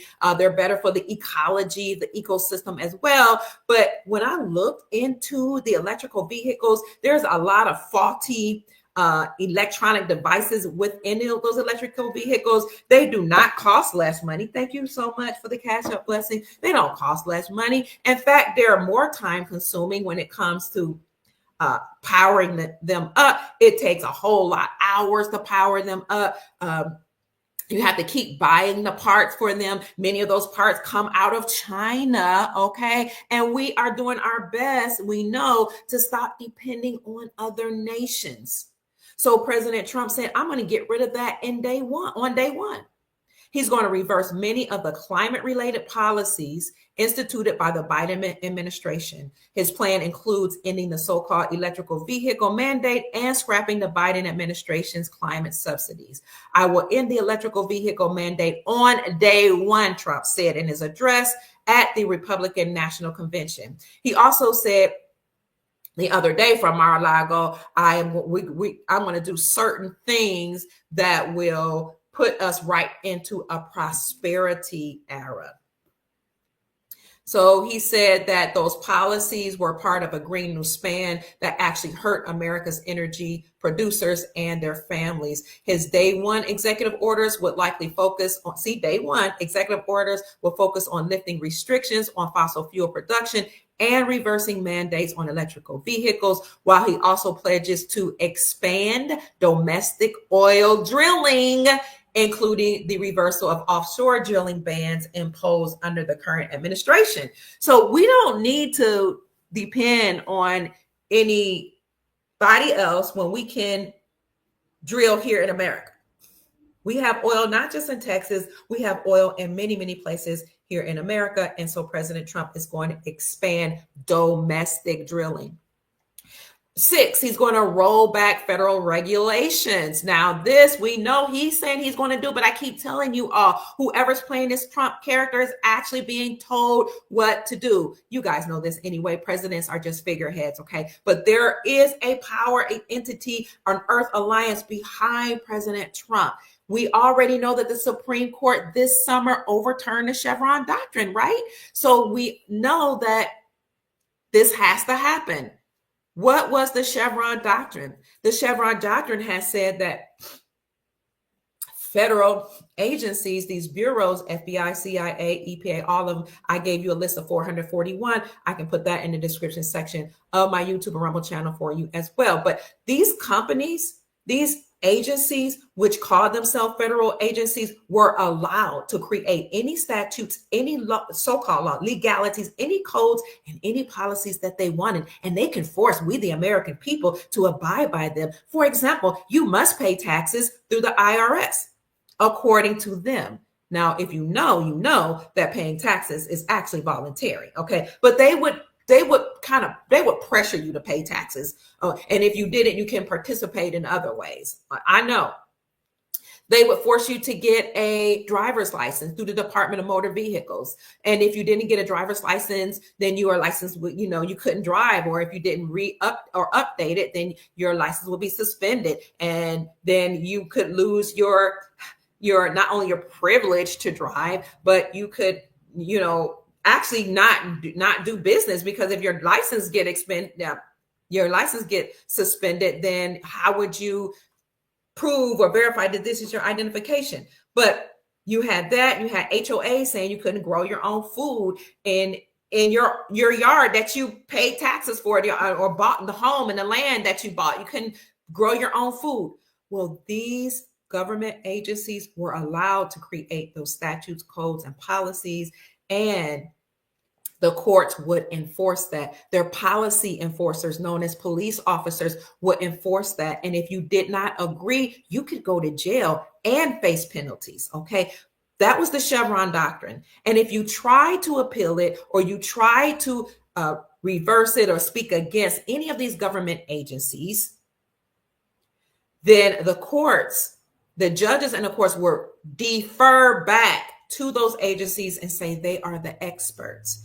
Well, this summer, the Supreme Court of the United States overturned the Chevron doctrine and said no longer can these agencies declare themselves as federal because they're unconstitutional and they're treasonous, but they have been operating in fraud and they must be dismantled. They went further and they said that any judge who knew of these agencies doing these, creating statutes, policies, and codes against the American people, any of the judges that knew this and deferred back to them anytime the case was brought to court, they have committed treason. And any judge that knew of a judge that allowed that to happen committed misprision of treason. So this is why President Trump has said that he's going to reduce government and end the IRS. And I did a whole podcast on President Trump says he's going to downsize the government and get rid of income taxes. So that's why this is the sixth component of President Trump's day one promise: roll back federal regulations. In a bid to lower the cost of living for Americans, Trump has promised to eliminate numerous federal regulations, which he urges have driven up the cost of goods and services. This is why he said we're going to have prosperity beginning on day one, because rolling back federal regulations would put more money into our pockets. No more paying licenses to have a business, a license to drive a car, a license to become certain professionals. No more of that. They're treasonous. Okay. So can you see that the republic is being restored? Our lawful government is being restored. Again, you had the United States Incorporated that usurped authority from our republic that was operating, but the republic has always been here. We've been operating side by side. That's why you had some sovereign people or some people who knew how to operate outside of the public. They didn't even have to call themselves sovereign. I'm not talking about sovereign citizens. That's a misnomer. You can't be sovereign and citizen at the same time. You're a citizen, you're a slave. You're sitting in sin. You're a slave of the corporation. But if you're sovereign, so you can't put those two words together, or you shouldn't. I'm talking about people who knew how to operate in their sovereignty and operate outside the jurisdiction of the government. They didn't pay taxes. No, never, or income taxes. And they weren't stopped by the police. They didn't have licenses. They knew how to operate under the republic. So the two governments were operating at the same time, side by side. Well, now the United States Incorporated has been dismantled. It is defunct. It is insolvent. And is going away. And this is the evidence. And I've been showing you evidence all along over the last 4 or 5 years. No, gosh, no, it's been longer than that. Over the last 7 or 8 years. Wow. But other people have as well. The next, or I think we might be on 7 or 8. Component is banning transgender individuals in women's sports and the military. Trump has vowed to make moves on his first day in office to protect what he describes as women's rights. And the way he's going to do this is by banning transformers or transformed women from competing in women's sports. These are men that were born as men, stating that they are women so that they can compete in women's sports and go into the bathrooms and look at your little girls. Okay, so Trump is putting a ban on that. While with the stroke of a pen on day one, Notice that D and O are capitalized. Anybody that's in Gematria, if you have the time, can you go to gematrix.com, and that's the Gematria calculator, and look up what day one means. What are the numbers that correlate with that, and some of the other things that will pop up? Because usually if he does this, it means that he's speaking in code. With a stroke of the pen on day one, we're going to stop the transformation or transgender lunacy, he said in his Turning Points USA event. I will sign executive orders to end child expose mutilation and get the transformers out of the military and out of our elementary schools and middle schools and high schools. Okay, so he added that under the Trump administration, it will be the official policy of the United States government that there are only two genders, male and female. Next, he's going to cut federal spending for woke schools. That woke agenda that was put into the schools from the far left is going to be cut out. Thank God. He vowed to take a stance against what he calls woke educational policies, particularly teaching critical race theory or CRT. I know a lot of people, especially people from the community classified as Black, that are actually the indigenous people. Okay, they have been fed critical race theory so long that they are addicted to it. A lot of them, and they want to continue it. They think that not talking about slavery will somehow harm people. But I support getting rid of critical race theory because it's not true that we came from slave ships in Africa. There are no slave ships around to support that thesis. And we know for a certainty that that information will be disclosed when you read books like They Came Before Columbus, when you look at the accounts by the people that came from Europe, you look up the accounts of Christopher Columbus was also melanated. You will know that the people that they're calling Black and African American were already here. That's why the 1828 Webster's definition of American says the copper-colored races found here by Christopher Columbus, but now applied to Europeans. Okay, because we didn't come from Africa. So this whole slave narrative needs to stop. This is Dr. Kia Pruitt speaking. You're teaching your children to be perpetual victims, and you're teaching European brothers and sisters that they should feel some guilt from stories that are being passed down. Now, whether or not their family members own slaves is one thing, but to make them feel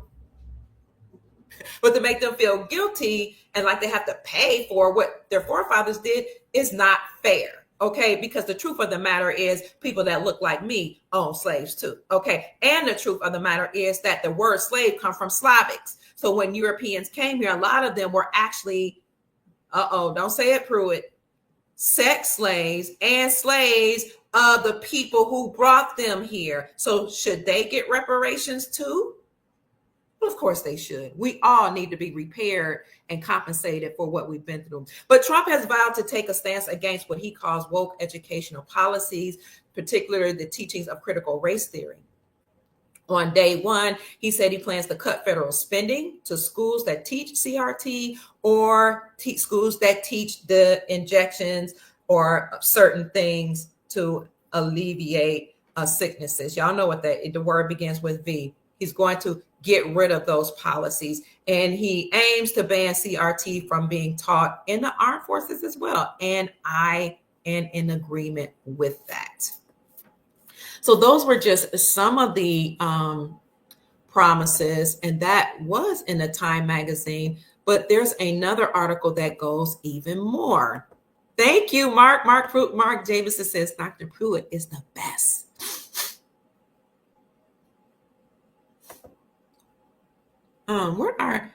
There are more. Let me get to my notes. He says he will be, here it is.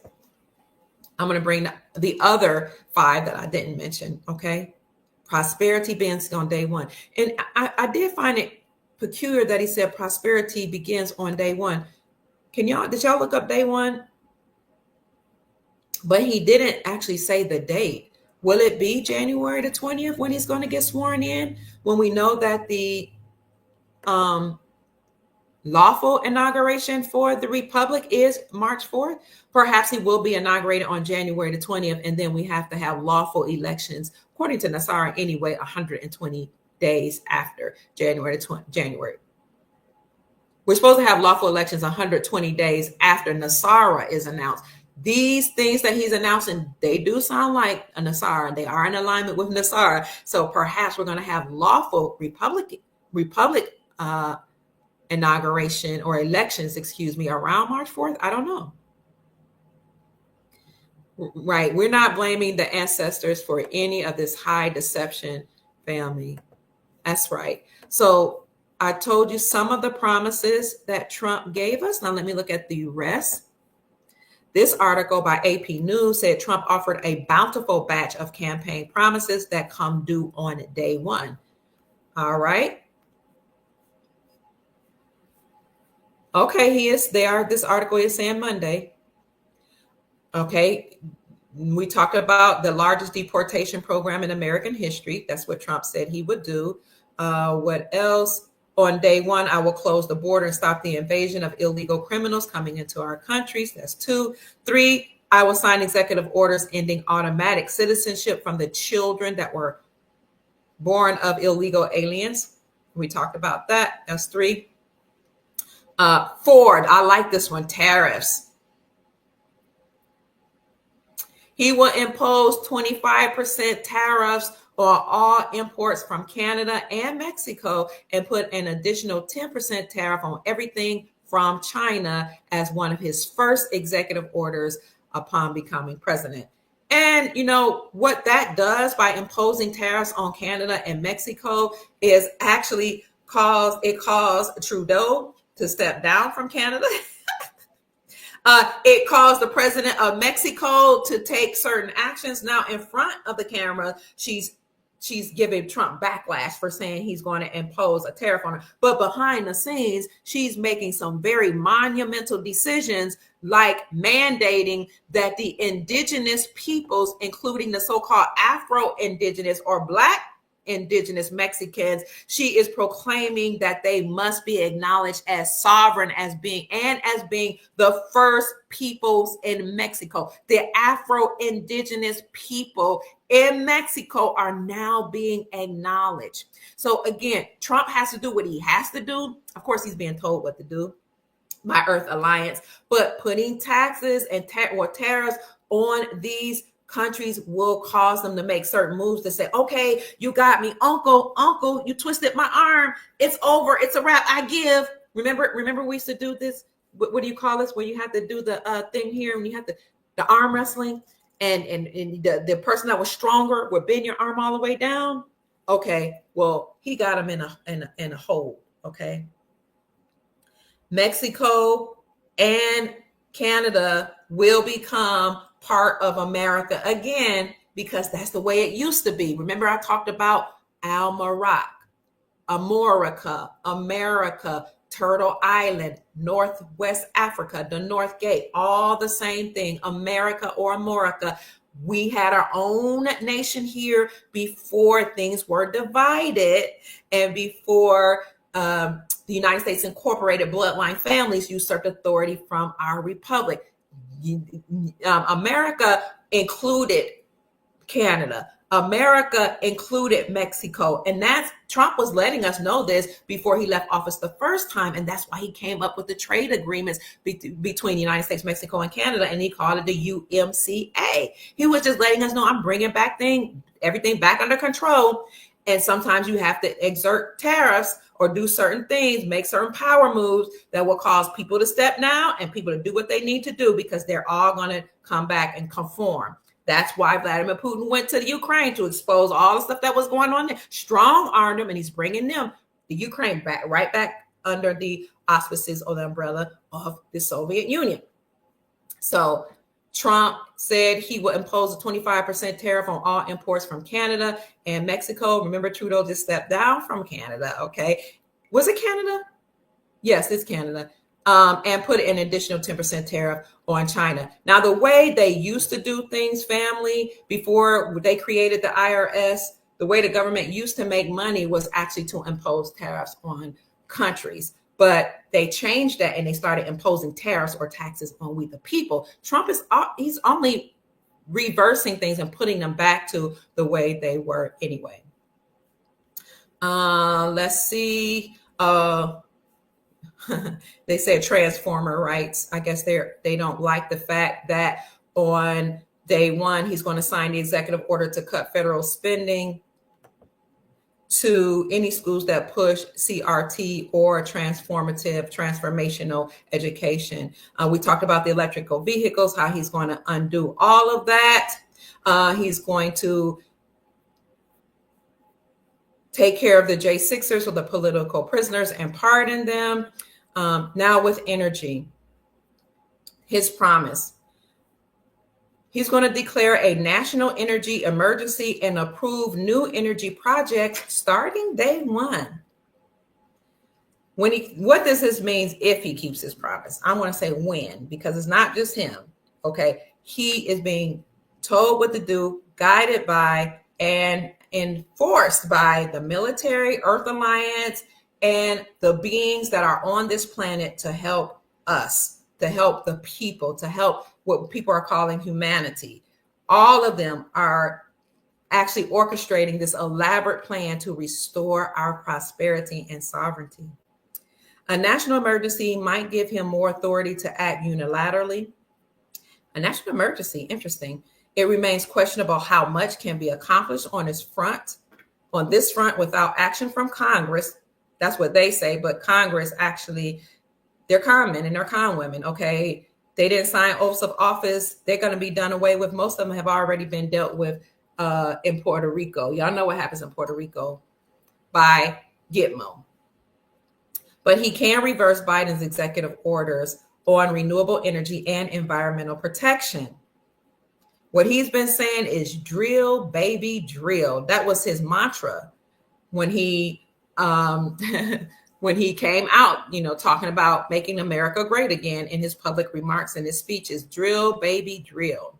Starting day one, he said he will improve new drilling, new pipelines, new refineries, new power plants, new reactors, and will slash the red tape. Woo! I will immediately issue a national emergency declaring to achieve a massive increase in domestic energy, he said. Another thing, this is Dr. Kia Pruitt's commentary, he will do is he will bring home a lot of those companies that went abroad. When America started making it very hard for these industries and factories to be here by raising the taxes and creating all these policies and statutes and codes, not when America did it, when the United States Incorporated did that, the companies just went abroad. They went to China. They used the Chinese people at cheap labor to do most of the manufacturing. That's why everything's made in China. And so just as an aside, when the whole world was shut down and we had that whole global, a lot of those agencies that had left America and went to China, once Trump started talking about, that whole tariff and trade tax war between China and America, a lot of those companies that left here went to China, then went to Vietnam. And that's how Vietnam started thriving. Vietnam, even during the global shutdown, was thriving. A lot of their ports were open. They were still doing business. Their GDP was going up. They had businessmen there from all over the world because the people that had been in China, those companies could still take advantage of the cheap labor in Vietnam. And then Vietnam made trade agreements with Southeast Asian countries. So Vietnam is not only thriving today, and not only with their currency, the Vietnamese dong, boom, and be reinstated back to its pre-law, pre-sanctioned values, but it will explode in value, okay, for all of you that are invested in Vietnam. And keep in mind that the Vietnamese leader actually called upon American billionaires and American entrepreneurs last year and asked them to come in invest in our country because we have a lot of resources to be exploited. Vietnam did that, Venezuela did that, and Iraq. So if you hold the Vietnamese dong, the Venezuelan bolivar, or the Iraqi dinar, know that all of their presidents asked for American entrepreneurs and billionaires and oil billionaires to invest in their countries. So again, the way we started talking about Vietnam was that a lot of the countries that left America went to China, and then they went to Vietnam, which caused their Vietnam to their country to do very well. So Trump is now calling many of those countries back home. Okay. And if you come back, not those countries, those companies, if you come back home and you put the factories back in the country, then people will have jobs here, and we will thrive as a nation. So this is just amazing for all of you that are looking forward to NESARA, GESARA, and all of these beautiful things that will happen in the very near future. What else? He says, I'll get the war, you get rid of the war with the Ukraine and Russia. And then he has a deep state promise. I will launch an effort to fire or otherwise neutralize the influence of federal workers that he considers disloyal and an impediment to his agenda. Also, he's going to use legal intimidation or other means to crush those that he regards as his political enemies.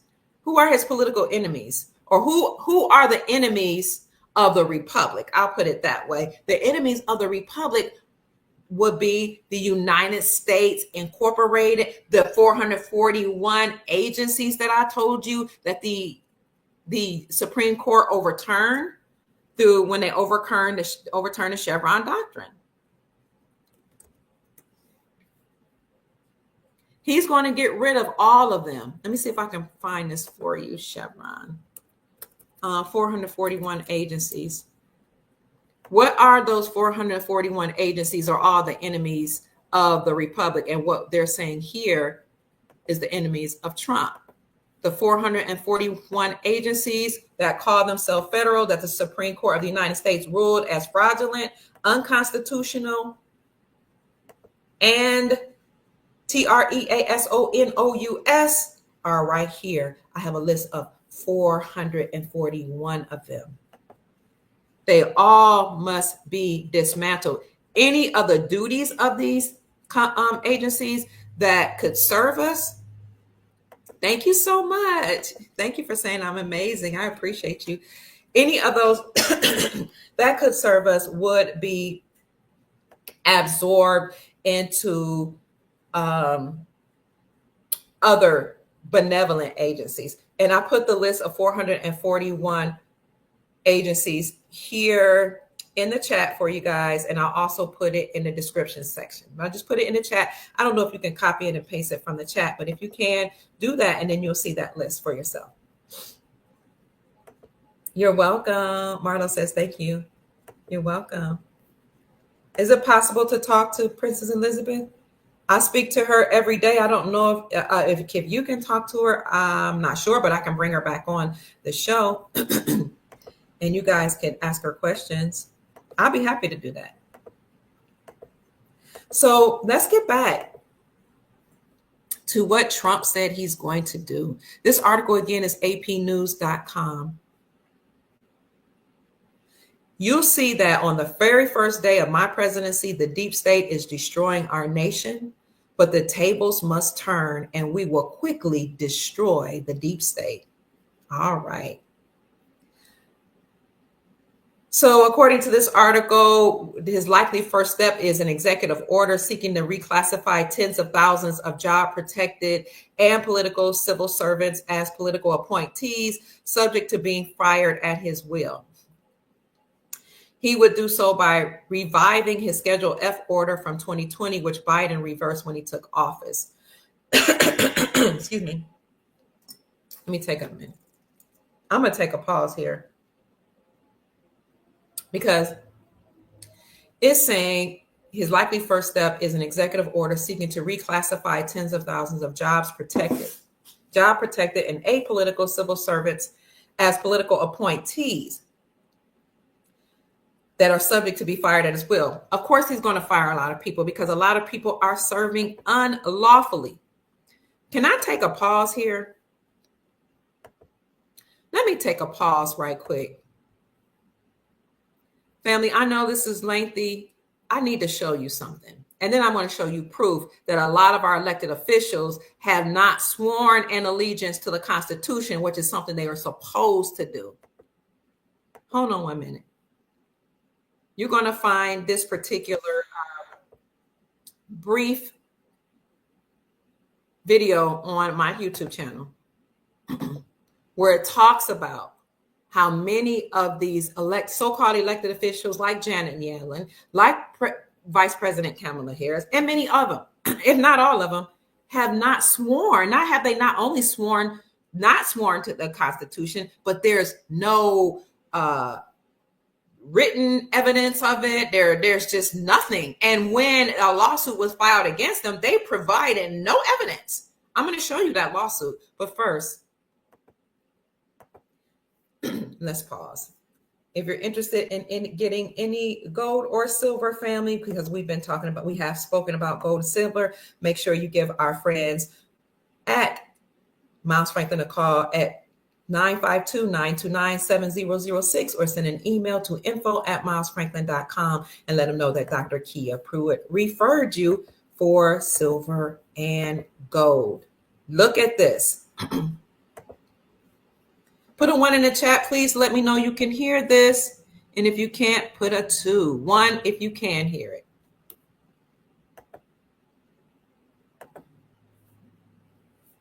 What did I say this was going to be? We have elected officials that have not sworn an allegiance to our Constitution. And there was a woman by the name of Lisa McGee that brought a lawsuit. She is against them. She is the petitioner. Listen to this short video, please. Do we have public servants in office who are acting as elected officials without swearing an allegiance to the Constitution? A writ of quo warranto has been filed in the U.S. Attorney's Office in Washington, D.C., stating that numerous oaths of office cannot be found on file for many of our federal public officials, including Vice President Kamala Harris and Secretary of Defense Lloyd Austin. Also on the list of missing oaths of office include the CDC Director, Rochelle Walensky, Secretary of Treasury, Janet Yellen, Secretary of Energy, Jennifer Granholm, the FDA Commissioner, Janet Woodcock, Secretary of Health and Human Services, Xavier Becerra, Secretary of Transportation, Pete Buttigieg, Secretary of State, Anthony Blinken, and the Secretary of the Department of Homeland Security, Alejandro Mayorkas, Secretary of Education, Dr. Miguel Cadorna, Secretary of Commerce, Gina Raimondo, the Attorney General, Merrick Garland, and the Commissioner of the FDA, Robert Califf, Secretary of Labor, Marty Walsh, Deputy Secretary of Labor, Julie Su, and the remedy sought for those individuals who have failed or refused to produce an affidavit as required by 5 U.S. Code, subsection 3332, demand that those persons provide the U.S. Attorney and the court in Washington, D.C. with the compulsory affidavit within 10 days. For those individuals who do not produce the affidavit within the 10 days and who have admitted that they do not possess the requisite affidavit, and those who have produced defective affidavits, they must immediately terminate their appointments or positions, render all official acts, bills, laws, regulations, or any official actions whatsoever, including the appointment of any subordinates, void ab initio, as well as replace and restore all proper and former office holders until competent replacements can be lawfully appointed. In order to be effective as a sworn declaration, it must either be sworn before a notary public or sworn under penalty of perjury per 18 U.S. Code subsection 1746.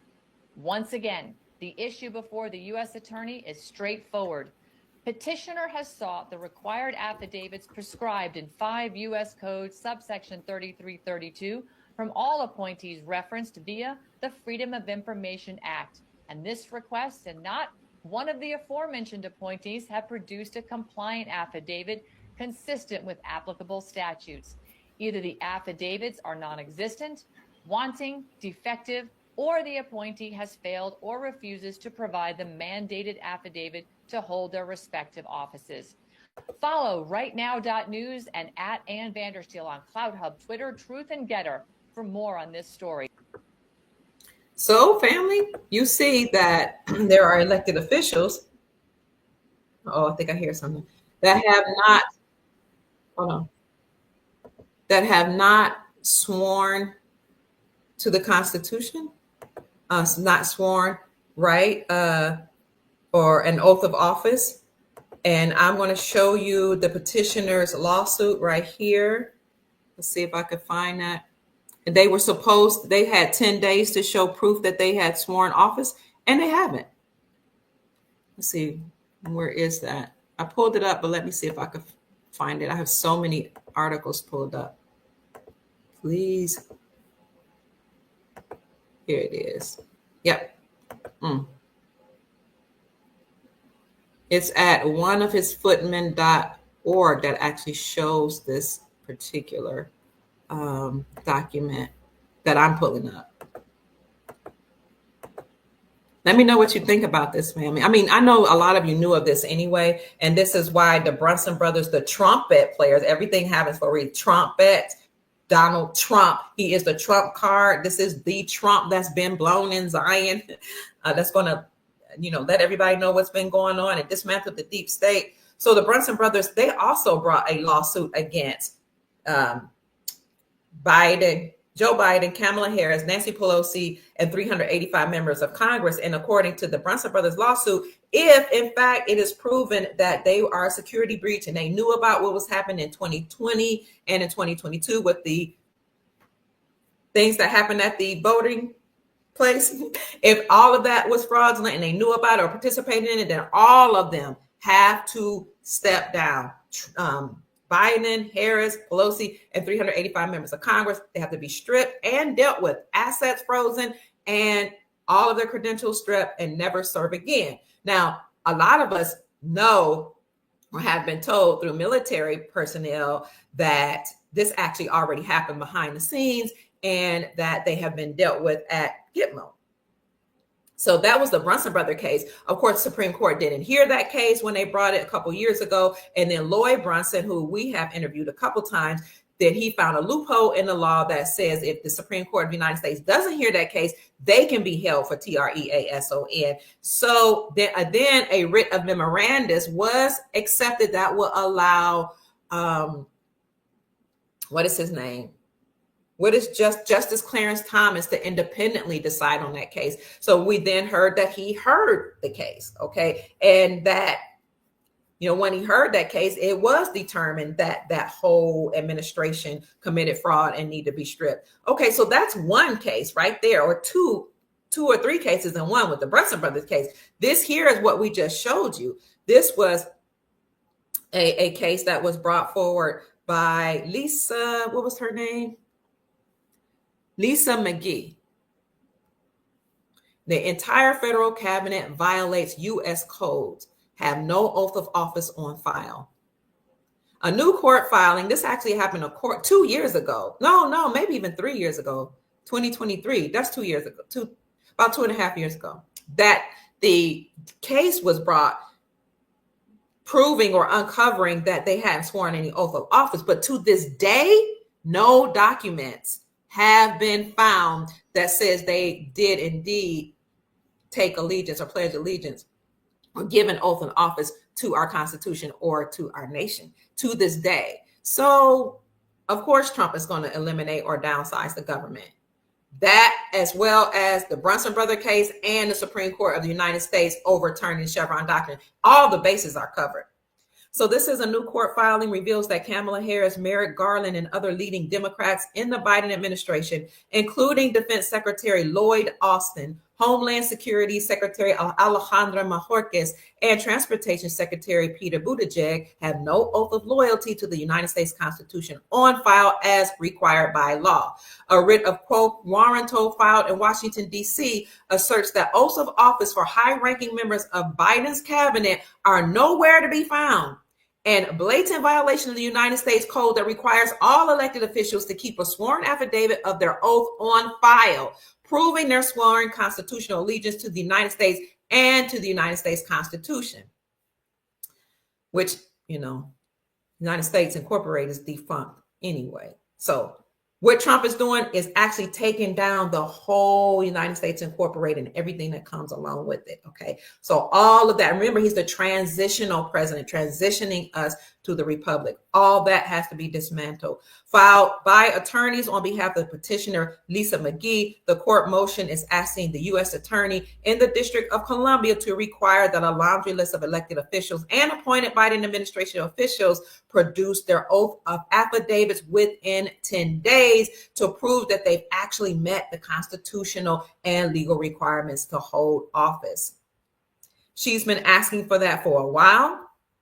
But it never happened. And it goes on to tell you why this is important.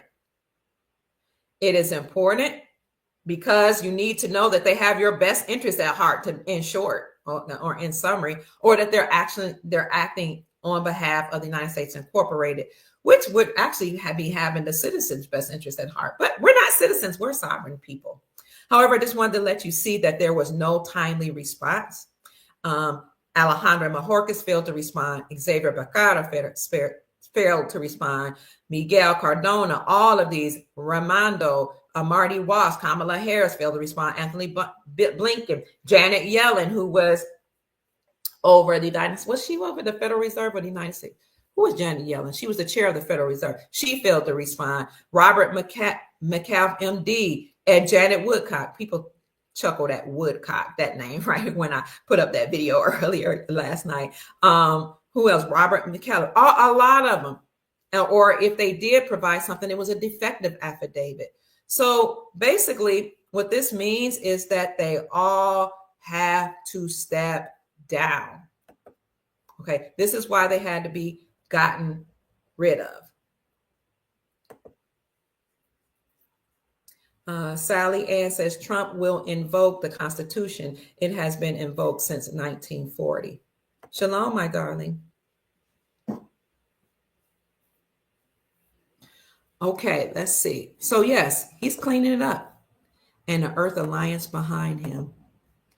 So he's going to reduce government and end the IRS and all of those governmental agencies, because they're not government. They're not a part of our republic. They must go. What else is he going to do? Okay. I don't know if we covered all of them, but we've been up for almost 2 hours. So let me just go ahead on with the next thing. I will put all of these articles in the description section for you, family. Keep checking in. Happy Holy Day. It is Friday. Happy Friday. Yay. What else is on the agenda to discuss? Yes, Trump is cleaning things up, family. He said in a brief clip of this interview that I want to show you that he will make our country rich again. Hold on, let me get this out of the way. He's going to make our country rich again. And one of the ways, the best way to do that really is to put tariffs on those countries about which we spoke. China, all these countries, anything that we're going to import in from other countries, we're going to tax them, because again, that's what happened before they put taxes on we the people. You tax the countries with whom you're doing business. That's the way the government makes money. And then you don't have to tax the people. That's the way it was before. But when these bloodline families took authority, you guys want to look at my video that's called They Lied to Us. I did 2 parts to that video on my YouTube channel. They lied to us, and they lied to us part 2, talking about bloodline families, who they are, what they've done, how they took authority from America and from all other people in other countries and created their own governments, their own statutes, codes, policies, and policy enforcers or police officers to do their bidding. The police officers will have to stand down. Again, and motu proprio, that letter, and I showed you that on my video, motu proprio, that Pope sent to Obama, he said even policy enforcers or police officers have to step down, because only the sheriffs on the land could actually impose or enforce the laws. Policy enforcers or police officers enforce policies, statute, codes, and policies of the United States Incorporated. This is why all over America, you see police departments being dismantled and the duties of the police departments being transferred to the sheriff's departments, because the sheriffs will now enforce laws, not statutes, codes, and policies. Okay. So let's see how Trump is going to make America rich again. Which website are you asking for, my darling? Can you let me know what question you're asking? Bertha says, which website? If you're talking to me, can you let me know the website about which you're speaking? The one you need, I'll bring it for you. Let's see. So Trump says we're going straight into prosperity on day one. Monday is in 3 days. Let's see what he's saying he's going to do in terms of making America rich. Let us know you can hear us, baby. I'm always talking to the grandchildren. Put a 1 in the chat, please. I'll make the screen full for you. If you can hear it, put a 1 in the chat. And I'll see if I can put the closed caption on here. Oh, closed caption is closed on this one. Here you go. Tariffs will make our country rich. But won't they raise prices? Properly used. Well, I didn't have any inflation and I had massive tariffs on a lot of things. Tariffs, properly used, which we will do, and being reciprocal with other nations, but it'll make our country rich. I love that. Reciprocity, make our country rich, spot on. But we'll get to hear from Taylor Riggs, co-host of The Big Money Show. It's right here on Fabulous Fox Business, by the by. My great friend. So he said tariffs will make our country rich. Anybody that want to do business with us will have to pay. Okay, and everybody desires to do business with America. This, according to them, out of their mouths, is the greatest country in the world. But take heart, all countries will do well with the global currency reset. Now that all of these countries have stopped trading with the United States dollar that was attached to the United States Incorporated and their central banking system and the Federal Reserve, all that is being dismantled. This is why the Supreme Court overturned so many rules last year. But while they were overturning things, they stated that state-sponsored banks in America could operate outside of the Federal Reserve central banking system. They can have their own charter, their own laws, and they can issue their own gold-backed currency. So America is going to do well. We already know that over 45 states here in America, according to the Sound Money Defense League, have already reclaimed silver and gold as money. That all they did was repealed or remove the state sales tax from the sales of precious metals. When you remove the state sales tax from the sales of precious metals, you are acknowledging silver and gold as what? A tier 1 asset, as money, instead of revering them as a commodity. A commodity is something that's like a trading card, a relic, or something that you can just collect, a collectible. Gold is no longer seen as a collectible or a commodity. Now it's known as a tier 1 asset. So that's why the Supreme Court of the United States said that state-sponsored banks can recognize gold, as money, issue out their own gold-backed currencies, and operate outside the Federal Reserve central banking system. This, all I'm saying, family, is that we're proving that the United States Incorporated is over, that it has been dismantled. And Trump, now stepping forward, will transition us to the republic. All of these things that have happened behind the scenes, the Supreme Court overturning Chevron doctrine, meaning that all the federal agencies have to end. Also, the Supreme Court allowing for state-sponsored banks to have their own charter and issue out their own gold-backed currencies. Also, you saw Basel III compliances being mandated for all of the banks. Basel III, Basel IV compliances, meaning all the banks now that remain will be wealth management centers. They have to recognize gold as a tier 1 asset, gold as money. They have to recognize tier 2 assets. And I showed you all that video that said all banks met globally to determine their preparedness to receive tier 2 assets. This is all part of Basel II compliances. These banks met globally this summer or last year. Or was it last year? Yeah, they met globally last year to determine that they were ready to receive tier 2 assets. And in that podcast, I showed you that tier 2 assets or foreign reserves are your foreign currencies. Banks met globally to make sure that they were ready to receive, family, your foreign assets, your foreign currencies. So much is happening to ensure that prosperity begins immediately. And if Trump said prosperity will start on day one, should we expect the Iraqi dinar to trade on the Forex by January 20th? I don't know, but I can tell you everything's in place.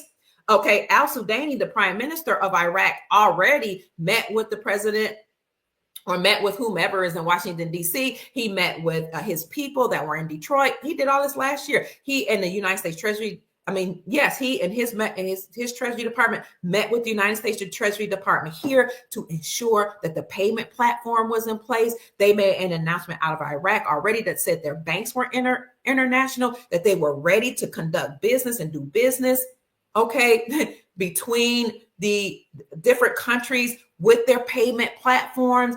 Iraq is ready. If prosperity is going to start on day one, it is very possible that the Iraqi dinar will revalue, but that also means that the Vietnamese dong could revalue. It means that the Afghanistan currency, and I shouldn't say revalue, I should be saying be reinstated, because these countries' currencies being revalued means that you're actually assessing the value or reinstating the country's currencies back to the rate that it was before they had war in their countries or before sanctions were put on those countries. Because what made the United States dollar the world reserve currency and made us the financial economic hegemony or have the powerhouse that we were here in America was that we had an agreement with Saudi Arabia to protect their Saudi kingdom in exchange for their oil. And we would force all exporting nations to get oil from Saudi Arabia using the United States dollar. That's why they all pegged their country's currency to the United States dollar. That was an agreement.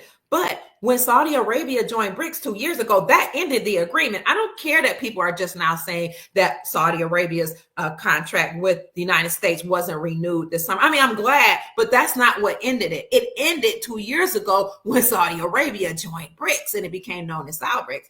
Well, whether it happened then or when the agreements were not renewed on last June, we can see with our eyes that those trade agreements are over. The OPEC agreements are over.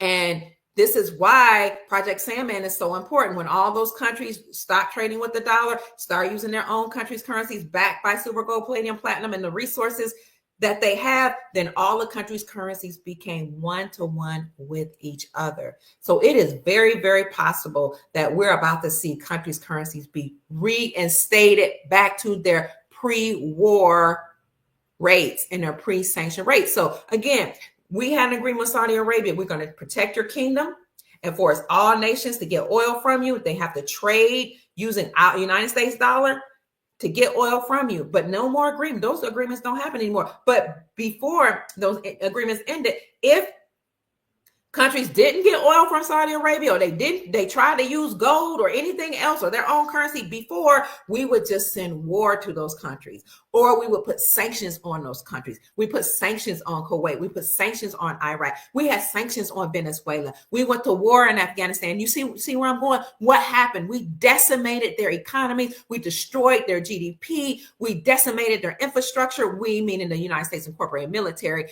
and the currency's value decreased. Well, people in power, people in the know, connected to the bloodline family, celebrities, politicians, bank corporate leaders, then will go into those countries that were war torn or had sanctions put on them, buy up the country currencies while they were devalued through war or sanctions, and hold them. What? Because some of the, like Kuwait, the Kuwaiti dinar might have been like $3.47 before the war. After the war, it went down to like 50 cents. Well, then the people in the know bought up the currencies after the war, bought it for 50 cents, okay? Held on to it. waited till after the war. America would go back in those countries, went back into Kuwait, rebuild the infrastructure. Then the economy would go back and the currency would go right back up to its pre-war value. It went right back up to $3.50. Can you imagine your country being the strongest currency in the world at the time that the Kuwaiti dinar was thriving in the 1990s? And then you send the war over there, you decimate their economy, it come down. I mean, it was almost $3.47 above America's dollar. That's why they went over there and created war. Then can you imagine buying those currencies and then you hold on to them, wait till America go and rebuild the infrastructure? And the currency be reinstated back to its lawful value of $3.47, but you only bought it for 50 cents. Those people became millionaires and billionaires overnight. What do you think is going to happen with the Iraqi dinar? What do you think is going to happen with the Venezuelan bolivar? The Zimbabwean Zim, which is not their currency, is actually a Zim bond. That's why it says at the top left corner, I promise to pay the bearer upon demand. That is a governmental promise. What do you think is going to happen to Afghanistan's currency, the Afghani, Indonesian rupiah, Indian rupee? Those countries' currencies will be reinstated back to their pre-war and pre-sanctioned value. Now, we're not just talking about the rate that it was, but let's take into account of inflation. So I was following Proletario, also known as Proletario, also known as Ariel. Follow him on Twitter, Ariel. And he was saying, if you account for inflation in Iraq, you think about the pre-war value of like $3.50. Let's just give it a value. It's $3 and some change of the Iraqi dinar before it was decimated. Okay. And before that dinar devalued. Let's say they reinstated back to $3 or $3.50. If you have $1 million in dinar right now, multiply that by 3, that means that's $3 or 3 million or 3,500,000. But let's account for inflation. According to Ariel, he already did the math. When you account for inflation, you have to say that's 13. Put that rate to $13. So if you have $1 million Iraqi dinar and you look at the rate, accounting for inflation, reinstating it back to its pre-war value, $13, that means now you have 13 million. But what if we also account for gold, silver, palladium, platinum, oil, whatever resources Iraq has?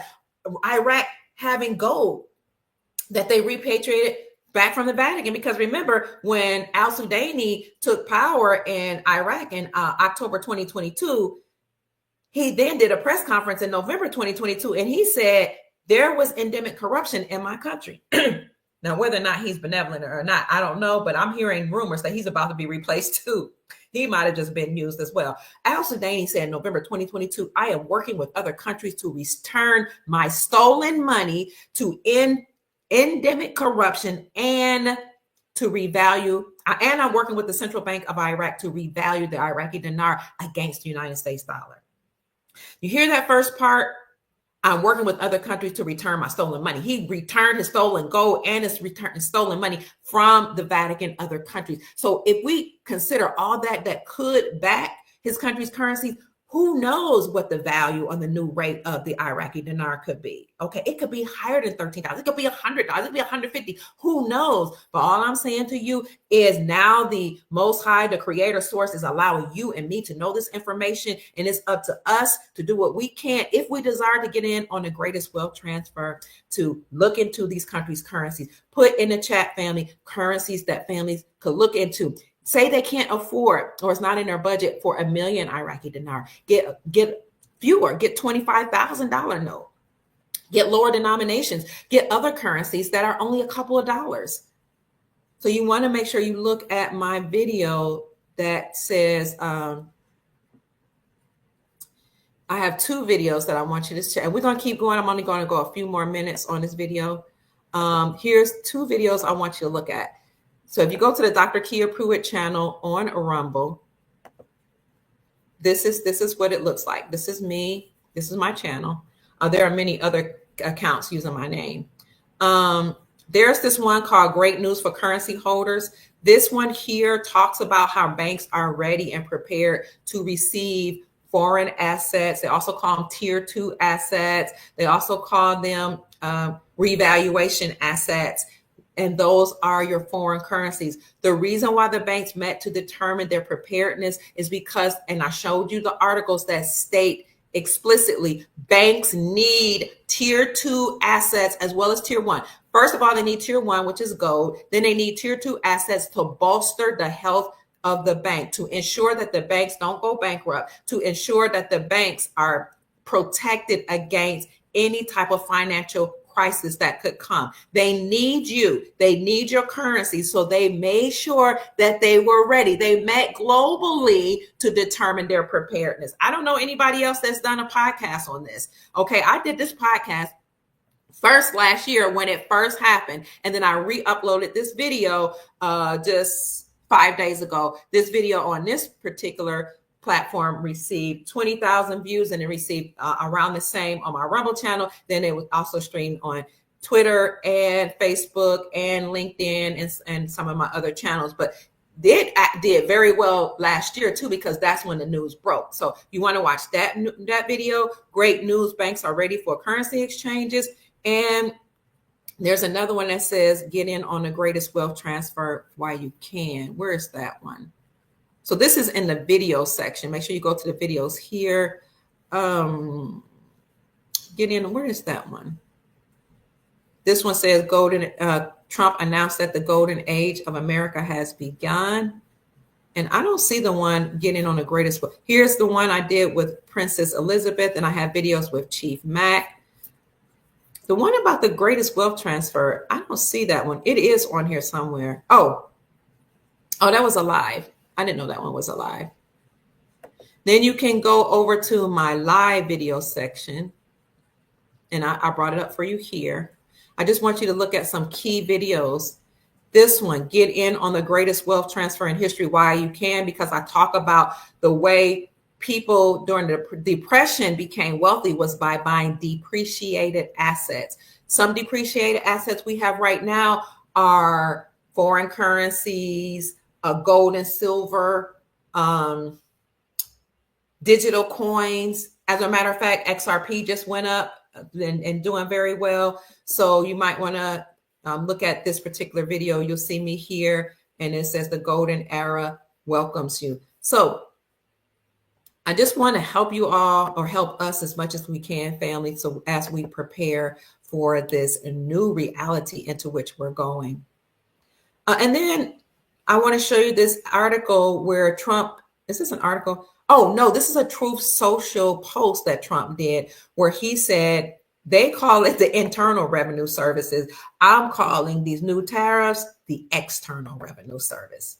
I like to show you a lot of different sources to support my claims that we're about to enter into a new prosperous era. Trump said this January the 14th at 11:28 a.m. For far too long, we have relied on taxing our great people using the Internal Revenue Services called the IRS. Through soft and pathetically weak trade agreements, the American economy has delivered growth and prosperity to the world while taxing ourselves. It is time for that to change. I am today announcing that I will create the External Revenue Service to collect our tariffs, duties, and all revenue that come from foreign sources. We will begin charging those that make money out of us with trade, and they will start paying finally their fair share. January 20th, 2025, they will be the birth date of the External Revenue Service. Make America great again. Another time he uses all caps. I can imagine that's gematria for another coded message. So this here was on Trump's Truth Social again. So let me put that in the chat for you, and I'll put it in the description section for you to see as well. So I'm just right now providing my proof or sources that I've gotten from other platforms to support my claim that Trump has said that we're going to kick off, this new era with prosperity.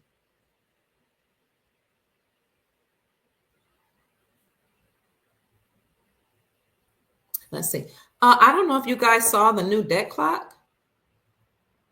but it's looking mighty fine. If you go to, you can go to usdebtclock.org, or you can just go to Twitter, because I follow the Debt Clock on Twitter and they always post up their new things. Look at this and you will see the new Debt Clock, debt to wealth. Look at that.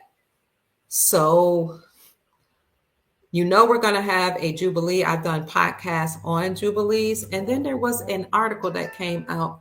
Thank you for the Cash App blessing. I appreciate you. Who was that did this new article? Oh, that said, it's time for, we're about to experience a debt jubilee of biblical proportions. Are you ready? Jubilee. Oh, it was Zero Hedge. And anytime you see mainstream talking about something like this, you need to get excited. So look at this. First of all, let's look at this Debt Clock, Debt to Wealth Revolution. Beautiful. You can look at many people who broke it down, but we have been a nation that's ridden with debt. We've taxed our own people. We reached a debt crisis in terms of how the government is doing. We know Janet Yellen said that we need to take extreme or extraordinary measures. There have been rumors to shut down the government, all type of things, unless they come up with new budgeting, new spending habits. But at the end of every empire, what you see is governments printing out as much money as they can, buying up resources, excuse me, and then crashing the system. Okay, so they print as much money as they can, they use it, they buy resources for themselves, they crash the system, and then they return to the gold standard or a sound monetary system. That's called the crack up boom. Look that up, crack up boom. So this is probably why we see that on the debt clock. What is a crack up boom? Well, I said it in my words, but I'll show it to you, or you can just look it up. What is a crack up boom? And here's the definition.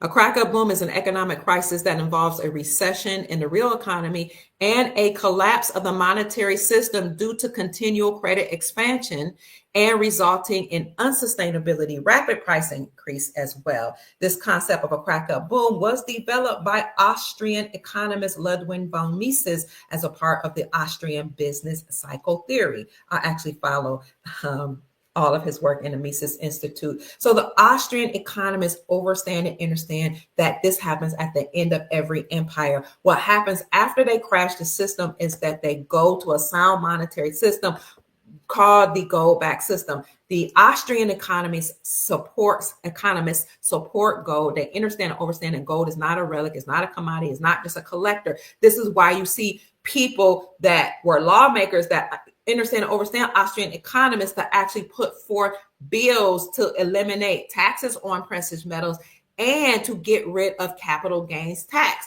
because they said you can't put a tax on precious metals, not on the sale of precious metals, not on getting or acquiring precious metals, because precious metals are not commodities. They're not collectors. They're not a trading card.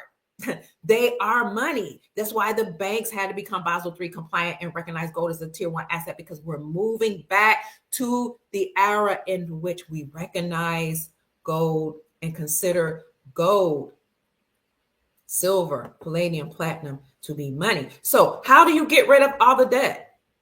The United States Incorporated is full of debt. The people are full of debt. I mean, you can put forth gold to pay off the debt. And I have done a video where I showed how Anna von Reitz and one of her cohorts came actually online and said that gold had been put forward behind the scenes to pay off the debt in America. I'll see if I can find that for you. And it's funny because, a lot of people say, well, she's not a real judge. Well, judged by according to whom? According to the Constitution or according to the Republic? The Constitution for our Republic, or according to, the Constitution of the United States Incorporated, or according to the Constitution for the Republic? Let's see. I'm just going to show you this. I might re-download this video for you.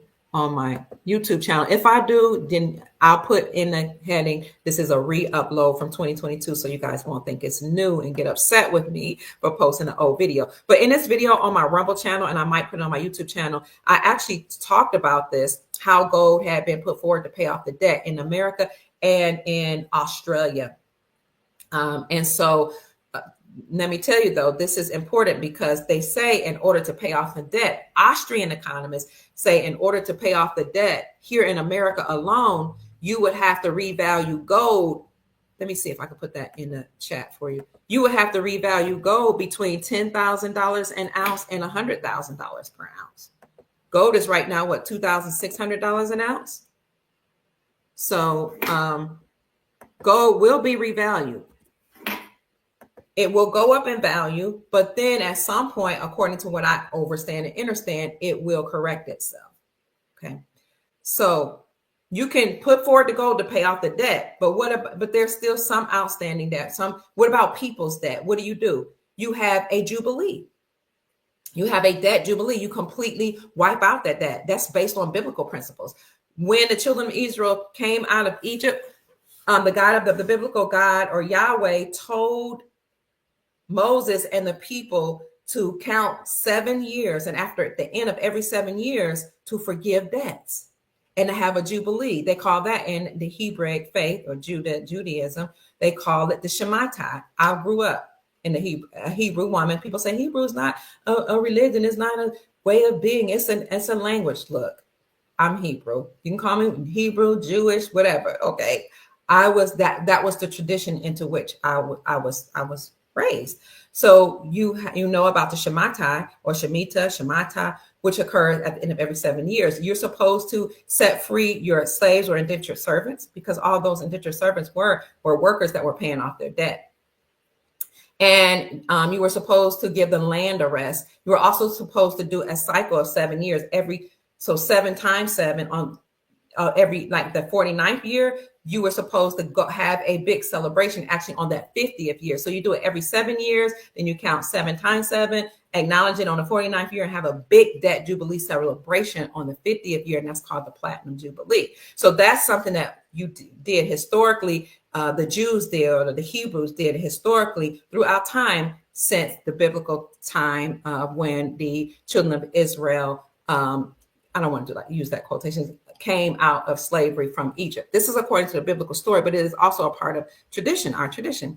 So this is why I'm bringing this up, is because we've been talking about NESARA and JASARA, the National Economic Security and Reformation Act, and the global version of that being the Global Economic Security and Reformation Act, actually eliminating debt. And we've been talking about it, but now you saw it on a news article by Zero Hedge. Zero Hedge said in their article, a debt jubilee of biblical proportions is coming. Are you ready?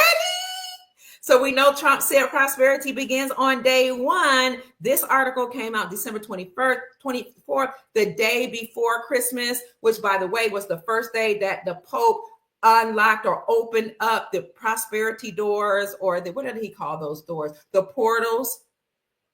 Jubilee portals, right? The first day was the 24th. He opened the portal. The 26th, the 30th, I want to say, New Year's Day, and then a couple days later in January. So here we go. The Pope opened up Jubilee portals, and then you had this article by Zero Hedge that says in biblical or ancient times, people became hopelessly indebted to their creditors. As debts mounted, social unrest would boil over, threatening the stability of the entire ruling system. The rulers of the ancient world understood this dangerous dynamic. Their solution was radical yet effective: to enact widespread debt cancellation, which is a debt jubilee. Debt jubilees acted as societal pressures released valves when no other option remained. When you don't know what to do, just go ahead and wipe out the debt. This practice spread throughout the ancient world and became codified in various civilizations. For instance, the book of Leviticus formalized debt jubilees as the conclusion of a 49-year biblical cycle, 7 cycles of 7. And I will add, you're supposed to celebrate it on the 50th year. I believe that the ancient practice is poised for a major comeback, the article suggests, as government, corporate, and personal debt levels today have reached unsustainable heights. Family, we're here. This is a new season. This is a new time that you and I have agreed to come and experience. This is wonderful. Great news. While all this is going on, we also know to expect 6 planets that will be visibly aligned together on January the 21st. So much good news is happening. And I'm wrapping it up, family. Let me see if I can show this to you. Try not to be on too much longer. Planets Parade. They're calling it a Planet Parade of 2025. January's rare planet alignment will occur during a planet parade. Sky gazers and astronomy enthusiasts can look forward to catching a rare planet parade in the night sky through January. So NASA scientists and others are saying that planets will appear more or less along a line across during a planetary alignment. That's going to occur between January 21st and February 21st. So let's see what happens, family. Usually when planets align, a portal is opening or closing. So we'll see what this is all about. For all of you that are in this line of work and you understand planetary alignments, chime in and let us know what you think. And so it says you can read on more to learn about this planetary alignment, what it means, how it would feel for Venus, Mars, Jupiter, Saturn, Neptune, and Uranus to be visibly in the sky. The best time to catch it will be on January 29th, but it will occur on the 21st. So chime in the chat, let us know why you think that's happening and what that means. In the meantime, while all this new stuff is happening, the president of Mexico just did some type of constitutional reform to state that the indigenous people in Mexico actually started off as a race of copper-colored people. She's bringing out the truth that there are Afro-Indigenous or Black people, and that these Black Mexicans now will be declared as sovereign. Oh my God, this is great. So I did put up a video stating that and what that means, what that is. I'll have an article in the description section to go along with that. Yes, the same thing like that will happen in America, where the indigenous people will be proclaimed as indigenous, and the truth will come out that we didn't come from African slave ships, just like this is occurring in Mexico. So, you know, a lot of us have been lied to. It's time for us to be told the truth, family. Some people. So this is the brief video here. Let me know if you can hear it. Recently, la presidenta de Mexico, Claudia Sheinbaum Pardo, signed 2 edicts into law, which are breathtaking to say the least. What she did and what she signed into the Mexican Constitution are 2 parts. The first part was that the indigenous people within Mexico of many different tribes will now have the ability to have their own sovereign nations. Now, bear with me here. So basically, a commission is set up to recognize those indigenous nations within Mexico and teach them and show them how they can rule autonomously and set up their own rulership over their own people, because there's a lot of indigenous different tribes within Mexico. The second part of that edict that was signed into the Mexican Constitution recognizes, and hear me out here, Afro-Indigenous. So, and that basically states that written into the Mexican Constitution, it is now law that the Afro-Indigenous are recognized as full citizens of Mexico and are afforded their indigenous status. And then she went on to state that Mexico recognizes that Afro-Indigenous people were on this continent hundreds of years before the Spaniards stepped 1 foot on the soil. it completely changes the narrative of what we've been taught. It completely changes the idea that Columbus was here and there's just Mexicans. It flips it right on its head. Everything is out the door. This is a very intelligent woman. And what she has stated are what people on different social media platforms have been saying for years. Black man was already here. The black man was already here. We didn't come in slave ships. That's not feasible. It would have taken too many ships. They would lose too many people. But if you're taken from Mexico and South America and taken off the coast and sat off the coast for a couple months and then brought up and dropped off in Boston, that makes it a hell of a lot more feasible, doesn't it? Afro-Indigenous were here hundreds of years before the Spaniards showed up. I'll put this into perspective. The English Bible, the most widely sold book in history, the Bible, New Testament, Old Testament, you can go back in that Bible to the beginning of time of man. Adam, Eve, his wife, conceived from the rib of Adam, and the Creator took that rib. Their children, Cain and Abel, and how that conflict and one brother slew the other. The creation of the earth, the waters, the fish in the deep, the firmament. Okay, enough Bible lesson for today. But yet we can't go back before Columbus.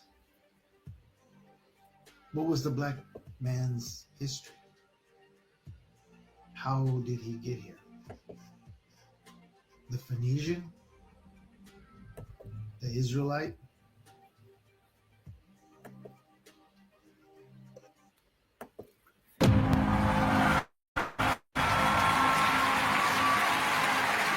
So some of the disclosures that is going to come out is about what happened during colonization of many countries as it relates to autogenous people, or people that sprung from the soil. Autogenous means that the same dirt or the same dirt that's in the ground is the same dirt that's in your colon because you sprung from that place. So autogenous peoples have been usurped and enslaved. And when you usurp the autogenous or original peoples of different nations, then you take over their government, you take over their monetary systems, you take over their culture and everything. You know, that's what these bloodline families did. And then you can spin a narrative and you can create, your own laws. You can even create people from those autogenous people by doing gene splicing and mixing them with different variation of different humanoids or different species, humanoid species, animal species, whatever. You can do whatever you want. Then you can also manipulate their ability to grow, their ability to live forever. You could take what they call reduce is it telomeres or something to make them live fewer years. You could do anything you desire if you are a group of other intelligence. So we have other intelligence that's here on this planet, some that we would consider benevolent or malevolent or bad because they didn't have our best interest at heart, and some malevolent. The ones that desire to see us thrive, they are here overseeing this transition. They're overseeing this process. Again, that's what some of these drones allegedly are. These drones that they're saying are just, some type of made up entity of things that's in the sky. Some of them may be, but why are they the size of ships and boats? Possibly because they are ships from other dimensions, other realms, other galaxies that are overseeing this process. So my encouragement, family, is to stay encouraged, keep your vibrations lifted, keep them raised, because so much information is going to come out about these beings, these entities, or so-called deities. I just call them interdimensional beings. Information about the autogenous people, just like they talked about Mexico, it's going to be the same here. I do have information from the Ouachita people The Washita Empress Vertice or Vertice Gaston L. Turner Bay. I have her websites. I can do a whole podcast on who she is, who she was, how she was the empress of the Ashita or autogenous peoples here in America, how she took the United States Incorporated to court. So her work is very significant in this transition back to the Republic, because the farmers' claims is important with Nassar and Basara. They took the banks, the central banks, the central banks of the United States, the Federal Reserve, to court and proved that the Federal Reserve had taken their land, made them take out loans with usury or interest rates, which is against the Constitution, thereby enslaved the farmers and forced them to do nefarious things. And if they didn't, they will confiscate their land and unalive them. But those court cases also proved that it wasn't only done to the farmers, it was done to we the people in America and all over the continent. Well, that was one or a series of their claims. What about Empress Vertice or Vertice Gaston L. Turner Bay? Her claim was that these bloodline families came, usurped authority from the so-called Black people, stole their land, they called it the Louisiana theft. I mean, they called it the Louisiana Purchase, but it was also the Louisiana theft. That territory that they stole stemmed from Canada, the Louisiana Purchase, all the way down through Mexico and some of the Caribbean islands. She talks about in her lawsuit how this was the land of the autogenous copper-colored races, now called Black people, and how the United States Incorporated has to pay that money back because they stole the identity of the people. They allowed people to come here and steal the resources. They allowed $5 Indians to sign up their names on the Dawes Rolls to claim our name, our land, our identity, our resources. And she said, you gotta pay us back. She won her claim in the amount of $85 quadrillion. When she went to the courts to bring this to the courts, the United Nations was either forced to, or they did it on their own, to call the Black people here in America the oldest indigenous people on the planet. I'm getting chills talking about it. The oldest, and I do, yes, I have the proof, the oldest indigenous peoples on the planet. We've always been here. We are the autogenous people here. We are the original people. Other people came from us, came from the womb and the loins of the autogenous people. That's why these bloodline families who are not human, interdimensional beings, started here first, enslaving the people. And even when other people came here and we had treaties with them, they interfered and interjected because they felt if they can enslave the autogenous people first and suppress them as far down as they could, then they could go after everybody else. And that's what we see happening. If you don't believe me, where did the drugs start? In the Black community. Where did all the violence start? In the Black community. Where did the programs to remove the fathers out of the home start? In the so-called Black community. Where did the school to prison pipeline start? In the Black community. Who did the FBI start accumulating information on and learning about how we vibe, how we move, about our culture, so that they could use certain foods and programs to enslave us through music, through culture, through violence, through the media, through drugs, through guns?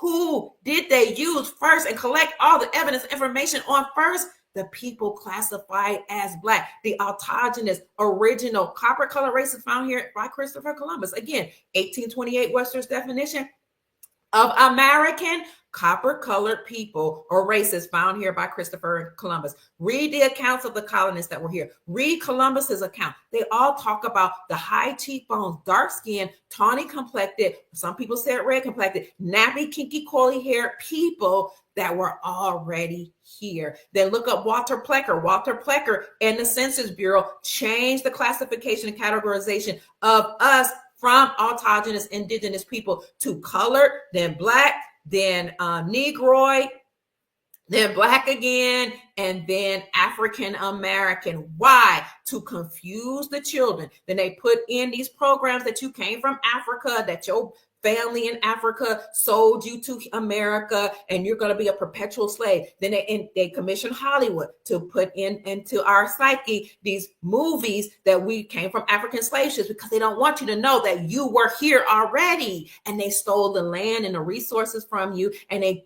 gave you this programming that is against you. Well, when I was living in Africa and when my son was over, I had started and the founder of an African church, well, not an African, a church, an international church where we had people from all over the world join our church, as well as people from the Caribbean island and many African nations. And when I lived in Africa, they said, if we had sold our own family members into slavery, don't you think at some point we would have come back for our own family? It never happened. And we never heard that story until we went to Rothschild funded schools. This is why Alex Haley, who came up with that movie Roots, talking about Kitsy and Chicken George and all of his relatives that allegedly came from Africa and they were now enslaved, and, you know, Jessa Massac bootlicking and bucking and stuff. Alex Haley, who came up with that movie, published it and talked about it being his history, was sued by a Caucasian brother by the name of Harold Corlander for plagiarizing Harold Corlander's work. Harold Corlander wrote a book called The African. According to the documents, the court documents, Alex Haley stole or plagiarized his characters and created this whole story that African Americans were from Africa. So what I would advise you to do is to look up your own bloodline, your own history, and you come up with your own truth. We are tired of the lies, okay? We are the copper-colored, autogenous, aboriginal people that Christopher Columbus saw when he came here. He himself was melanated, and many of our presidents were too. So that's the truth. And I'm sticking to it. I've already done my work to look at my bloodline, my family. We've never been slaves, not on one, not on my daddy's side, on my mama's side. We were property owners and business owners. They lied to us all, family, but the truth will be uncovered. The truth is coming out, family. This is good for everybody. I don't care what nation you come from, what ethnicity, what so-called race, what skin complexion, what religion, what political affiliation. This is good news for us all, that the truth is coming out, and we all, family, we all will be liberated. But we can't wait for somebody else to do it. We have to know the truth for ourselves, and we have to liberate humanity for ourselves and work together to do this, family. So having said that, I hope you enjoyed today's podcast. This is Friday.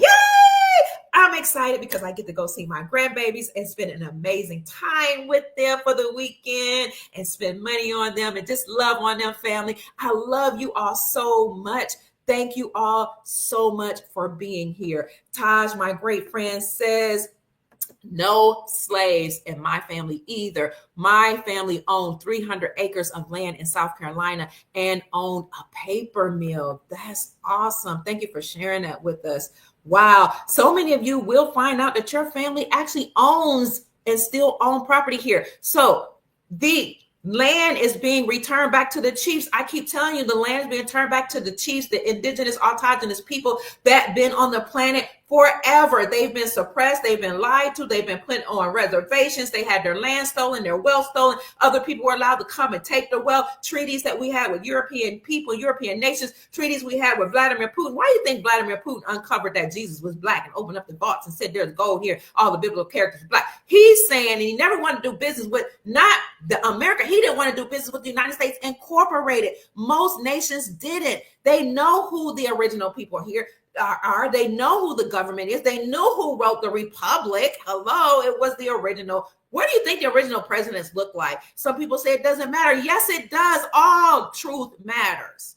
Okay. And especially to the people we've all been lied to, especially to the people to whom have been lied. So, family, I'm telling you, the truth is coming out. I've exhausted myself telling you all this, but this is why the Chiefs won the Super Bowl, okay? Years ago, the Chiefs won against the 49ers and the Chiefs won against the Eagles, because the eagle is the symbol of the Roman Empire, of the United States Incorporated. The Eagles, anything with eagles, indigenous, Indians, any of those names of characters, anytime they play games in the last couple of years, they have won those games, because games are rigged. They're codified messages letting you know that everything is being returned back to the autogenous Aboriginal people. And that's good news for everybody because we have treaties with all nations. And you'll be able to operate, even if you're not a part of the Aboriginal tribes, you'll be able to operate in your sovereignty as well. Everybody will operate in their sovereignty. Every country's currencies will be 1-to-1. All treaties now must be honored, and this is being monitored by galactic or interdimensional beings and monitored by source, because it's our time to be free and it's our time to experience planetary peace and planetary prosperity. My name is Dr. Kia Pruitt. I thank you all for your time, your energy, your chats, your super chat, your Cash App, and your Cash App blessings. Thank you for continually to bless me and support me. Even when I'm not online, my Cash App is $Mama Kia 13. If you desire to contribute to my work, then you can send a Cash App blessing to $MAMAKIA 13. And I would greatly appreciate it. So family, my name is Dr. Kia Pruitt. I trust that I've said something to raise your vibrations and inspire you to create the most amazing, magnificent life that you desire and deserve. Peace, family.